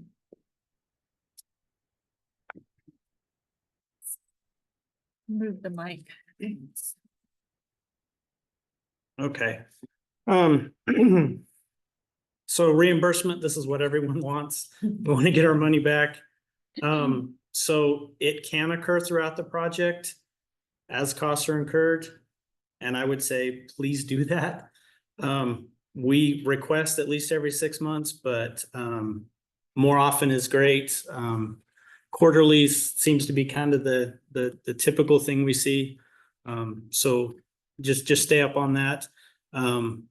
So the reimbursement will pay, the LGA pays all your invoices. You're going to submit all that documentation to NCDOT. We'll review all that, go through it, and then reimburse you 80% of eligible costs or whatever that agreement says. And then in turn, NCDOT bills FHWA. And to note here, final reimbursement is not going to occur until the project is complete and accepted. So we want to make sure everything's documented and finalized before we issue that final payment. resources. This is really important. We've talked about a lot of stuff today. There are a lot of resources available. We maintain a local projects website. And this slide will be available afterwards. Hannah's shaking her head yes, so that's good. So you can browse our website. We've got templates here for you to use. And then I think the Zoom went out because we're going to talk about EBS. I think that's what it is. Zoom doesn't even like EBS. But we have EBS resources here as well. And then the local programs management handbook, and that is a really bad slide. You really can't see what's there, but there's a lot of stuff there in our handbook, and we are in the process of updating that. You can see it's 2009 was the last year that was updated. There have been little sections updated here and there, and we have those updates on the website, but we are going through the process of getting a new handbook. And then, Morgan mentioned all the Code of Federal Regulations. If you want some light reading is what she said. I think if you want to go to sleep, and you're struggling to go to sleep, this is what you can read through. But we've listed a lot of resources there for you. And then I like to talk about this good news. We are here to help. And I think Division can concur with that. We are here to help. We do not want to see a project fail. We want to see all these projects succeed. So we are here to help. Local, state, federal, we're all here to help each other and work through these projects and ultimately get those costs reimbursed to you.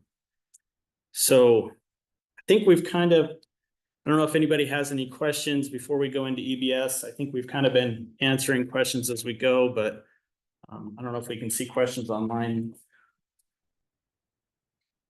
We'll just take a second here before going to EBS, and we'll try to go through EBS quickly because I know Tristan promised to get you out of here quickly. So. We do not have any questions, so I think we can go into EBS. All right. Okay. So the EBS portal, I know Division was even talking about this before we started our meeting today. Everybody hates it. They really do. But it is the system that we have to manage things. So it's used to request your new agreements, any supplemental agreements, any documents that needing to be reviewed by the department, requests for funding authorizations, and reimbursement requests. All that is managed through the EBS portal. So to get access to the EBS portal, we have an LPMO security form. This needs to be filled out and then mailed to lpmo@ncdot.gov. And this sets up access to EBS in the portal. It's available on our website along with all those other resources. Just send that email and we'll get that access set up for you. Last question. Yep. Can a local government hire a consultant, or does it have to be a local government employee to get access to the EBS portal? Maybe a small municipality somehow comes up with a large grant, they really don't have the staff to fool with it. I'm sure the division would probably pitch in, they usually have, but can they hire a consultant to get access and do this database management? So Marta, if you're can hear this and want to chime in on that. Surely it's come up like Division 5 somewhere. It has, and typically we don't allow consultants for access to EBS. But in terms of if a consultant is hired by the municipality to manage the project for the municipality, I don't think we've really had much of that, but I'm not seeing that Marta's chiming in to answer that question. Okay, well, maybe get back with you. We can get back with you on that. So this is what it looks like when you first log in. It'll ask for username, password. And it'll pull up, once you've entered that, it'll pull up this screen, the DOT grants and local project system. They both go to the same thing. I'm not sure why there's two there, but either one, click on either one, it'll get you there. Excuse me, did you guys see Marta's message in the chat? I did not. Okay, she said we're looking into allowing consultant access to EBS. She said her mic isn't working. Okay. So the answer to the question, we're looking into it. So when you first get into the system, we'll talk here about the application process to request an agreement. See that arrow there? It's a new agreement application. And you'll pull up this next screen. You can either just hit search if you've already got a, actually you just hit search, and then it'll bring down on this next slide, the next screen, an LPMO application. You'll click on that. And just FYI, sometimes we don't see this screen on our end, so I'm kind of having to look and figure this out sometimes with you as well. So this is the application. Some of it's already pre-populated, like the name of your entity. Everything in blue are things that you'll select. So your MPO, name of your agency, things like that. And then here on the right, you have your funding tables with drop downs for what type of funding it is, whether that's CMAQ or TAP funding, CRP. And you'll enter all that information, including the delivery dates and the eligible phases. So if you're requesting PE right of way or construction or just construction. So we'll get that application, we'll review it. And we have three options with the application. We can either return it for corrections, or if we need additional information, we can reject it. We generally don't do this unless it's something that the applications have been submitted and it's not programmed. It hasn't gone through that first step and it's not even in the step. So then we'll reject it at that, or we approve it. And once we approve it, it goes to the division, where the division will review those delivery dates to see if they're reasonable to them. They might get in touch with you and talk about those delivery dates and modify them, and then it comes back to our office to execute that agreement. We do use DocuSign, so just you don't need a DocuSign account, but we do use DocuSign for executing our agreements. That's our preferred method, and we'll send that DocuSign out to the LGA.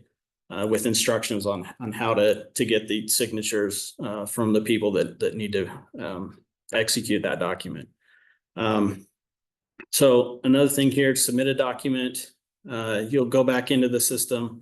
There's this submit document or view your agreement. You'll click on that.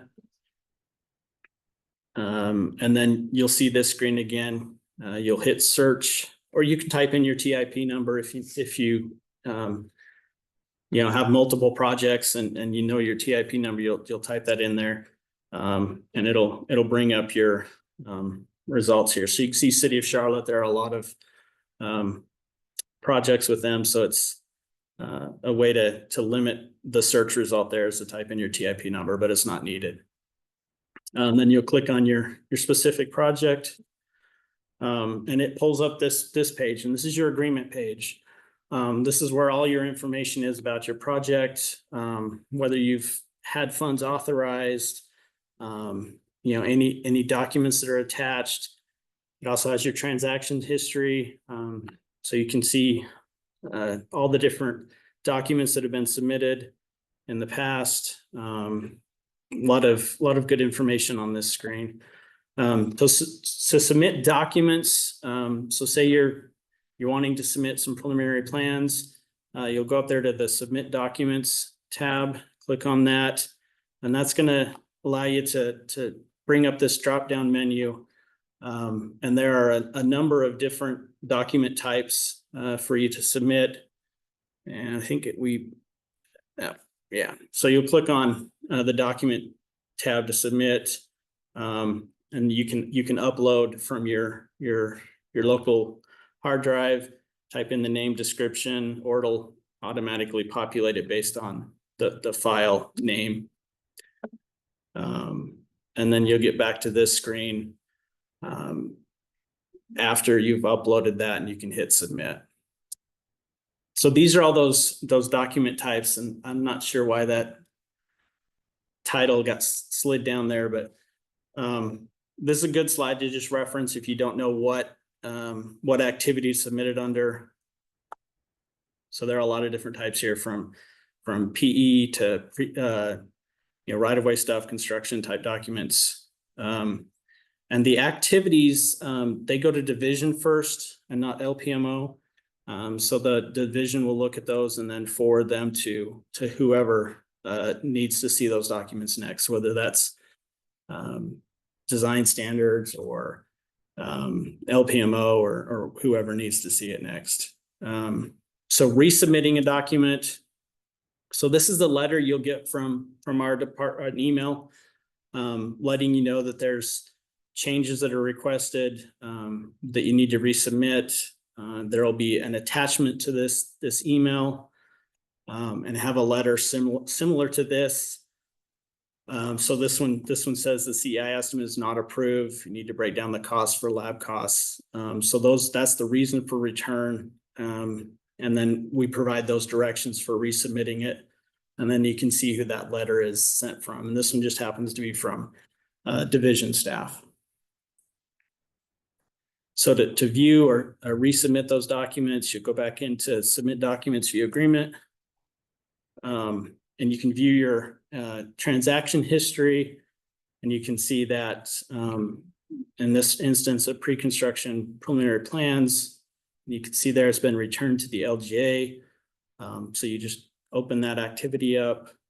You can see the status returned to LGA, and you can click on those comments that division or whomever has uploaded into the portal. Again, there may be notes and other things that are included there, and you can upload additional documents. This is an example of what we don't like to see. You can see here there are several pre-construction final plans and specifications that a number have been returned to LGA, returned to LGA, returned to LGA. We like you to go into that original workflow and resubmit that original workflow instead of creating a new one. It just keeps things not cluttered, and everyone knows which workflow to click on. Change requests. So change requests are for two different things.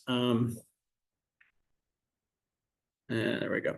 To submit a change request is either for construction authorization or a supplemental agreement. So again, if search for your project and pull your project up, change requests, you choose one of those two reasons for requesting a change request, whether that's for fund authorization or a supplemental agreement. And then a reason for change.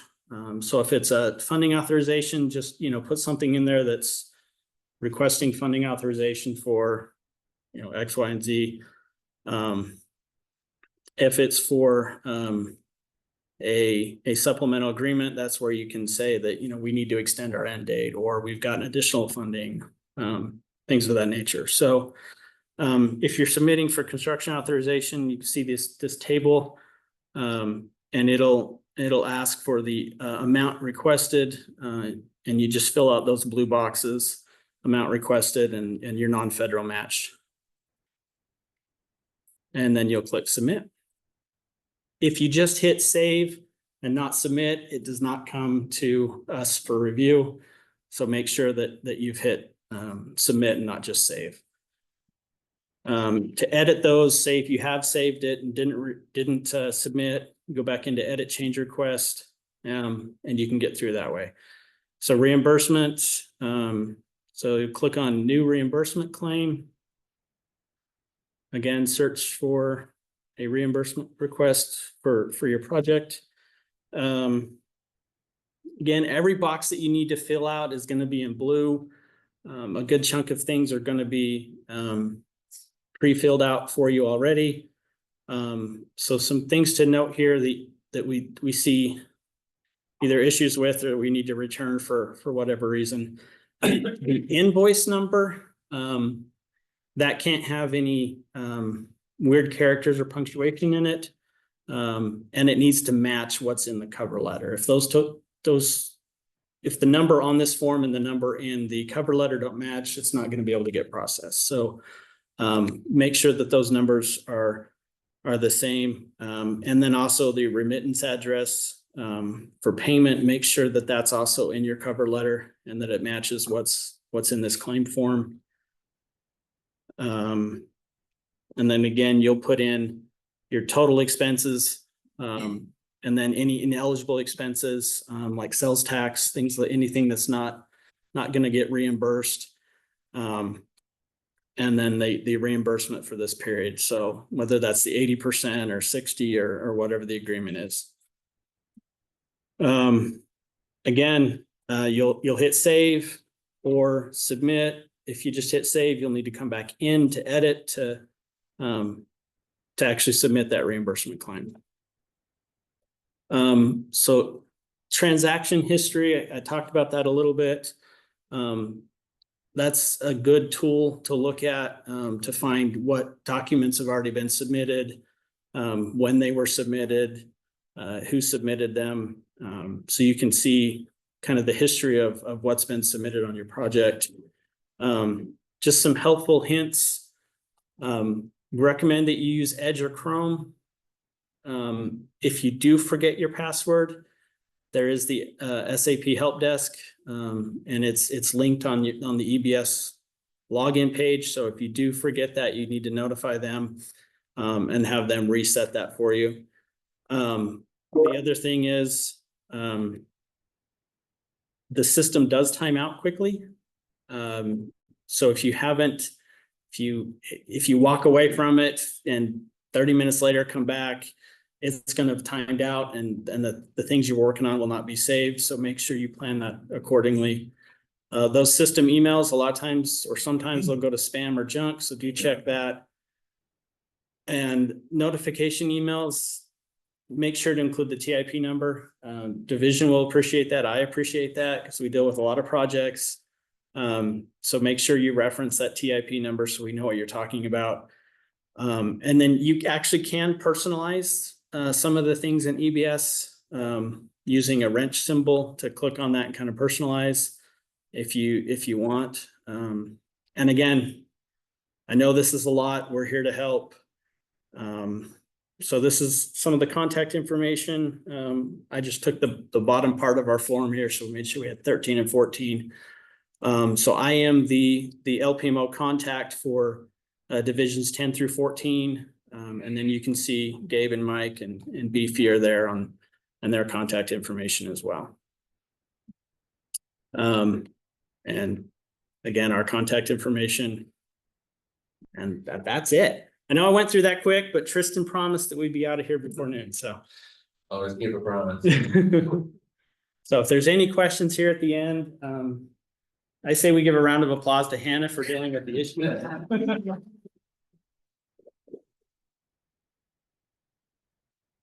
Okay.